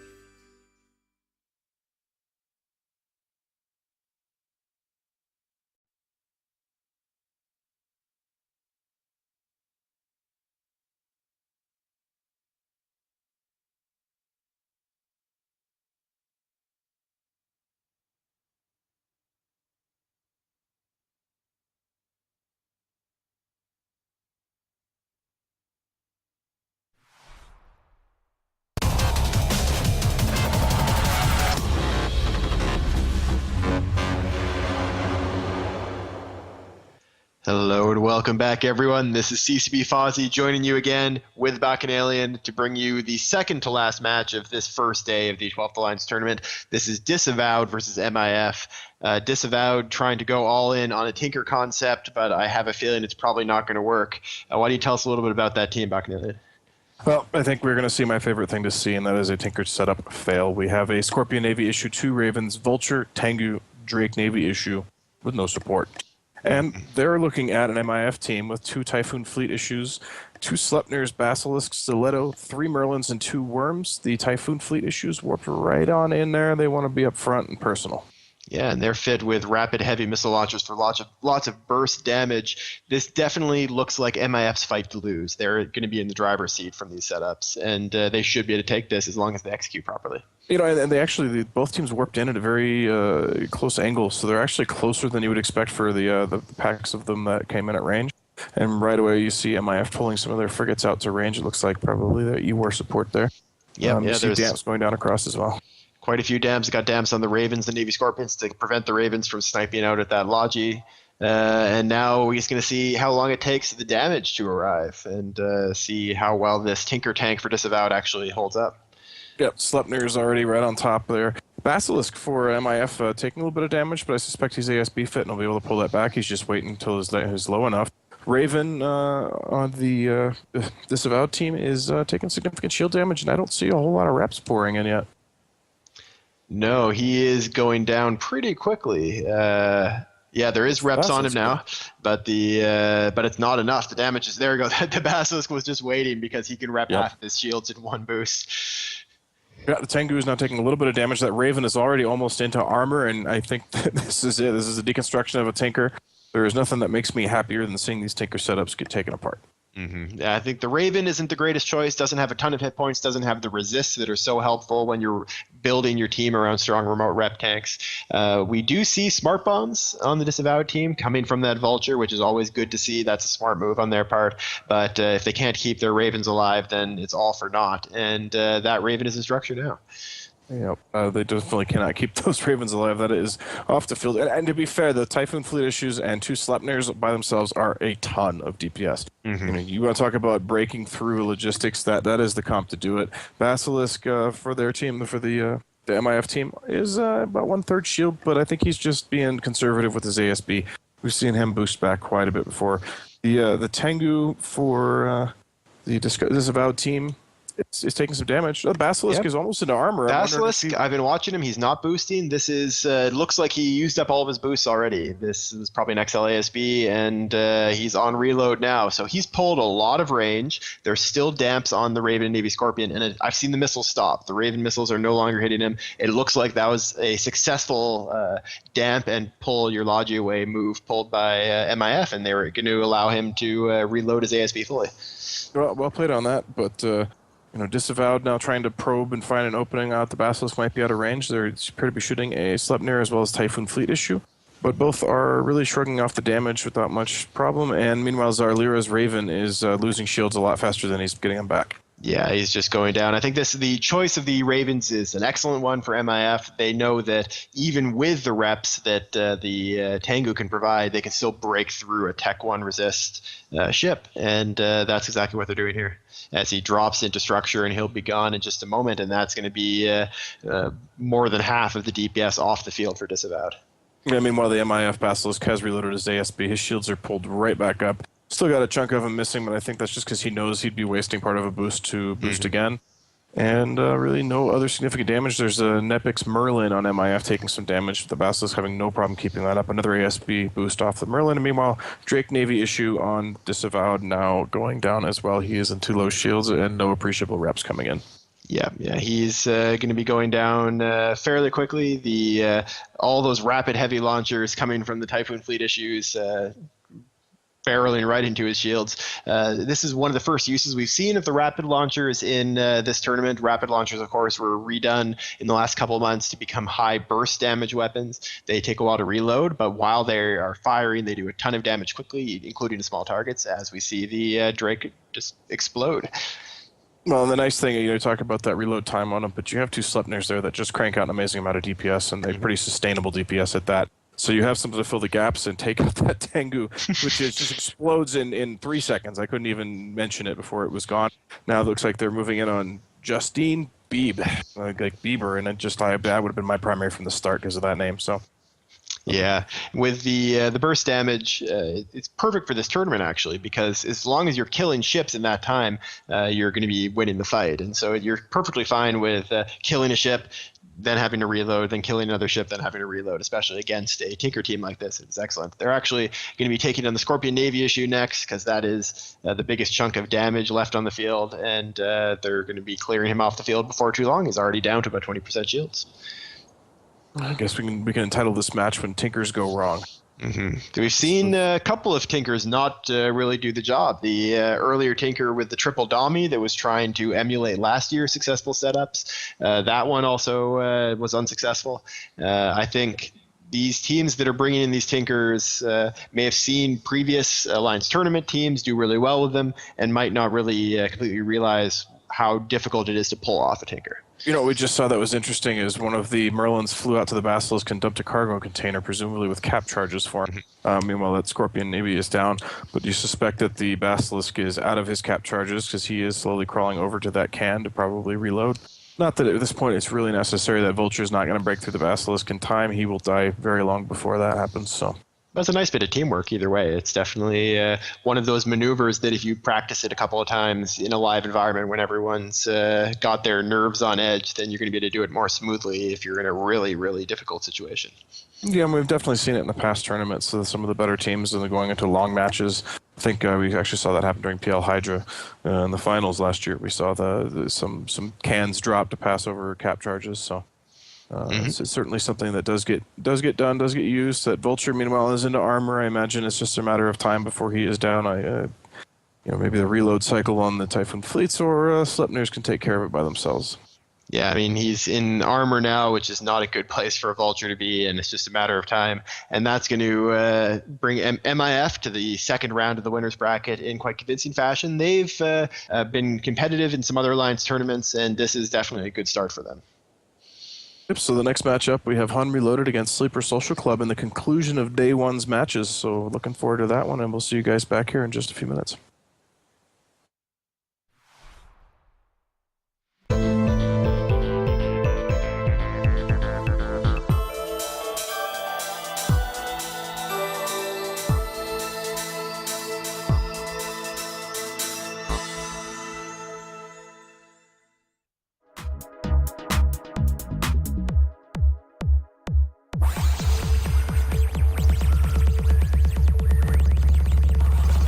Grow.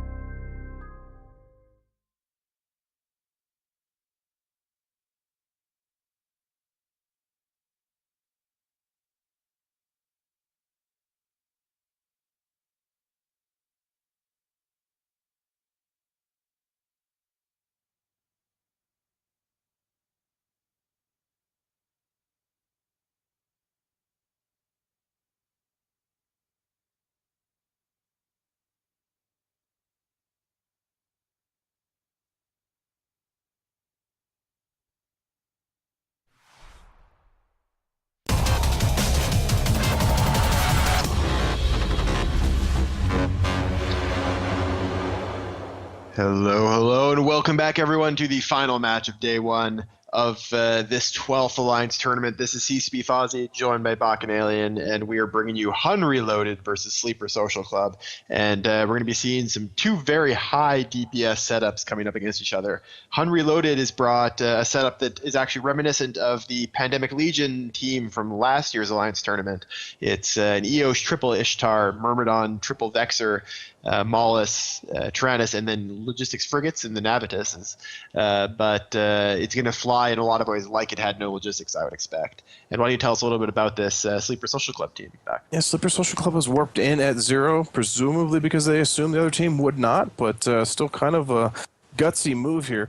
Claymore, 3 Helas, an Orthrus Scimitar, 3 Worms, 2 Harpies, and a Stiletto. So not exactly a team comp you'd expect to go in and brawl at 0, but again, they must have deduced that the other team would not warp in at 0 and gambled on that.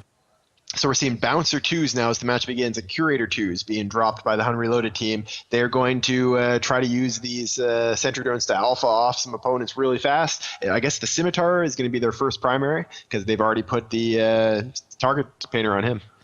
Yeah, man, and Myrmidon scrambled of Terios Corvallis. Double scrambled, apparently. They're really afraid of him getting away. Scimitar for Sylvanas taking quite a bit of damage, but Terios Corvallis is Myrmidon put right into armor. Yeah, so they're going straight for the Myrmidon to knock off the Lynx. We saw actually the Orthrus charge across the field and then rammed right into the Myrmidon. He was so excited to get in close to deal damage with his heavy assault missiles. Myrmidon already down. That's very fast execution. Absolutely. The Scimitar, oh, there we go, I said it. The Scimitar in low shields boosting back. Doesn't look like he is in huge danger of dying, especially not one less ship on the field. Meanwhile, the Vexer of Ivan Tukachev is straight into armor, and he is dying very quickly.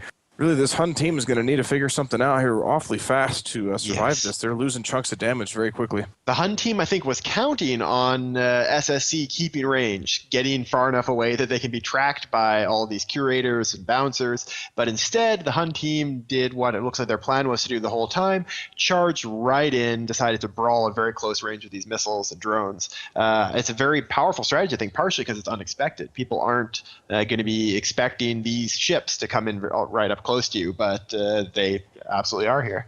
It looks like Hun has modified their strategy. They're going for a heal of Namflog now, but they lost was that an Ishtar that just went down? Mm-hmm. And so they're losing even more damage, but the Hela is going to pop. I guess the Scimitar is not able to keep up with the amount of damage, and finally I think they figured out the strategy, but maybe it's too late. I don't know. Hun Hawk's Vexer at half armor holding on now, though.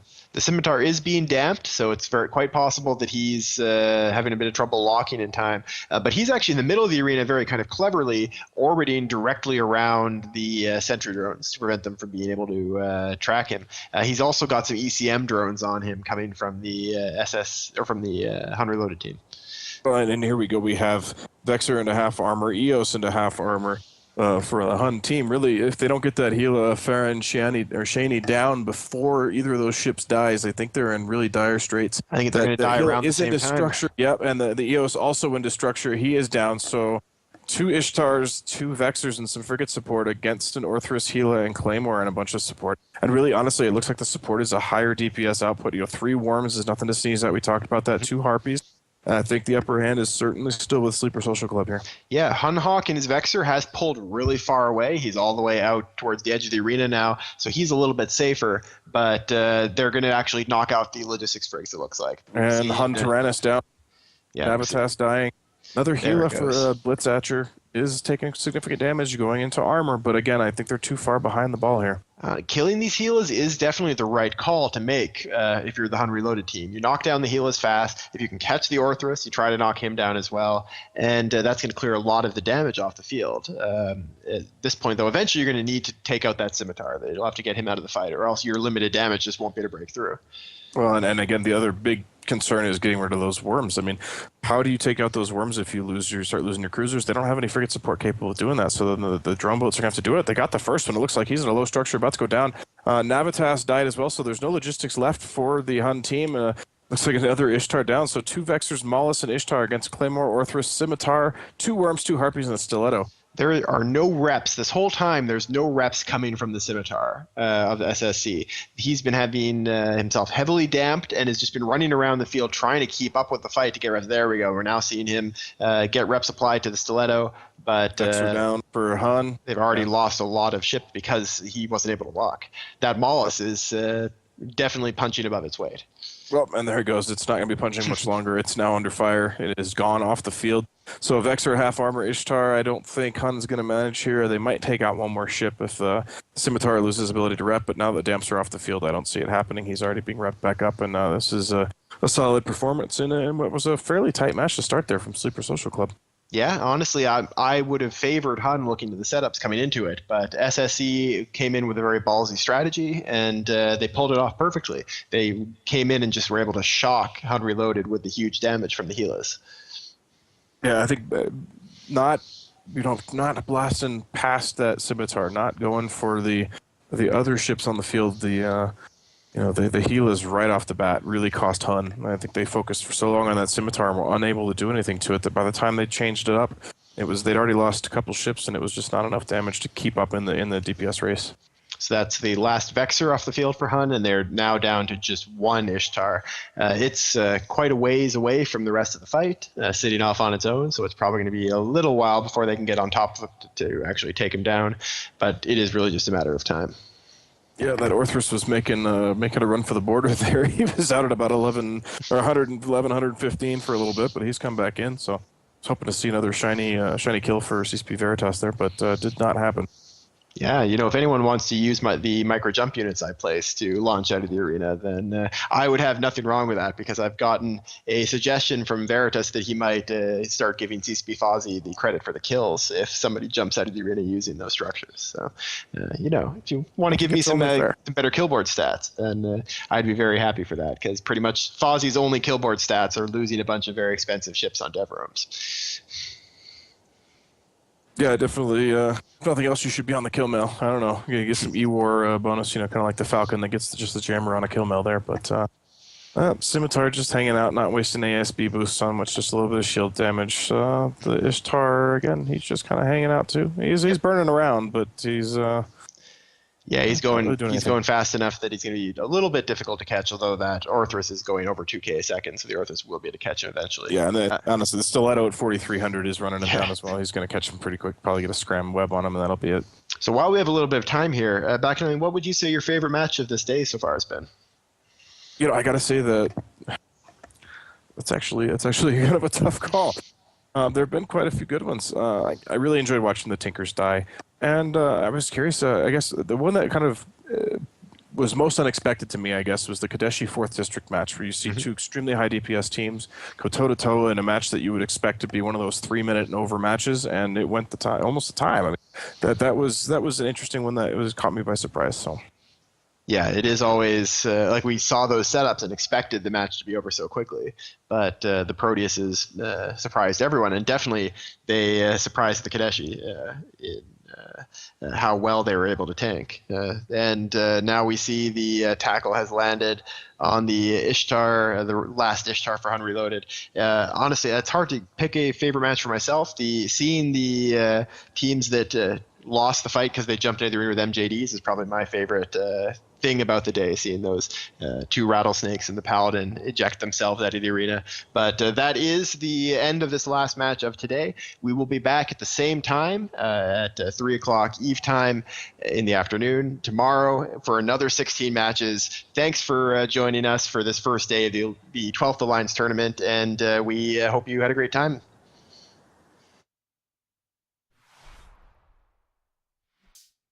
It's that time again. Time of the gathering, the trial, the tournament. There will be tears of joy, tears of unspeakable pain. There will be blood. We will have lasers and explosions, and there will be sex. Well, maybe not sex, but definitely explosions. New Eden's best of the best, the creme de la creme, will gather and find out the hard way. Who is the best of the best? Of the best. EVE Online Alliance Tournament 12.